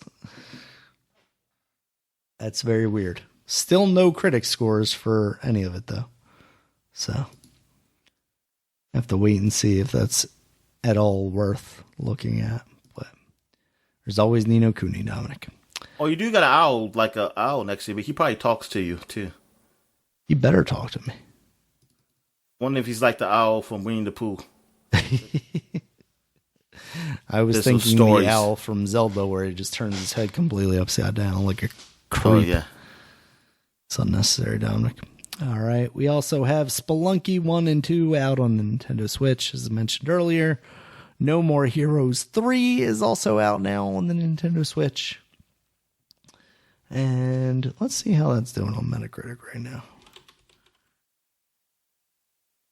75, Dominic. All right. That's all right. Yeah, it's not too bad. And then we have Psychonauts 2, Dominic, finally out so are you getting Spelunky? Years. Oh, yeah. I already got Spelunky. Spelunky 2, I mean? I bought that at the same time. I just haven't played that one yet. Yeah, I already bought them both. Okay. Yep. So, very excited for that. Very excited to get back into Psychonauts 2 as well.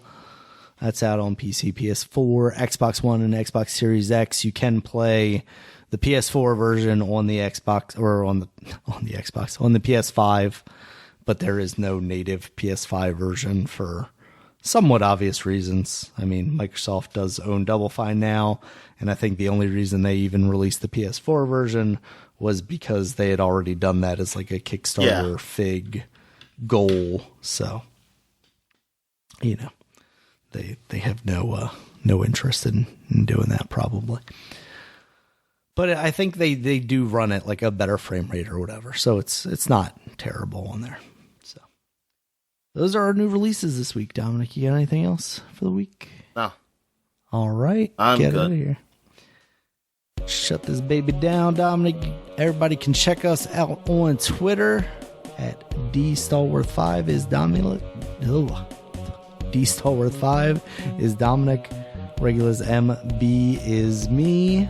And the podcast is at Supapod, SUPAPOD. Supapod.com is the website. You can check us out there. As all of our previous podcasts, as well as links to all the places you can find us, including YouTube, where there's a video version of this podcast, has gameplay for relevant games that we were talking about that week, as well as places like iTunes, Stitcher, Google Podcasts, Spotify, and Amazon Music. Until next time, guys, we'll see you later.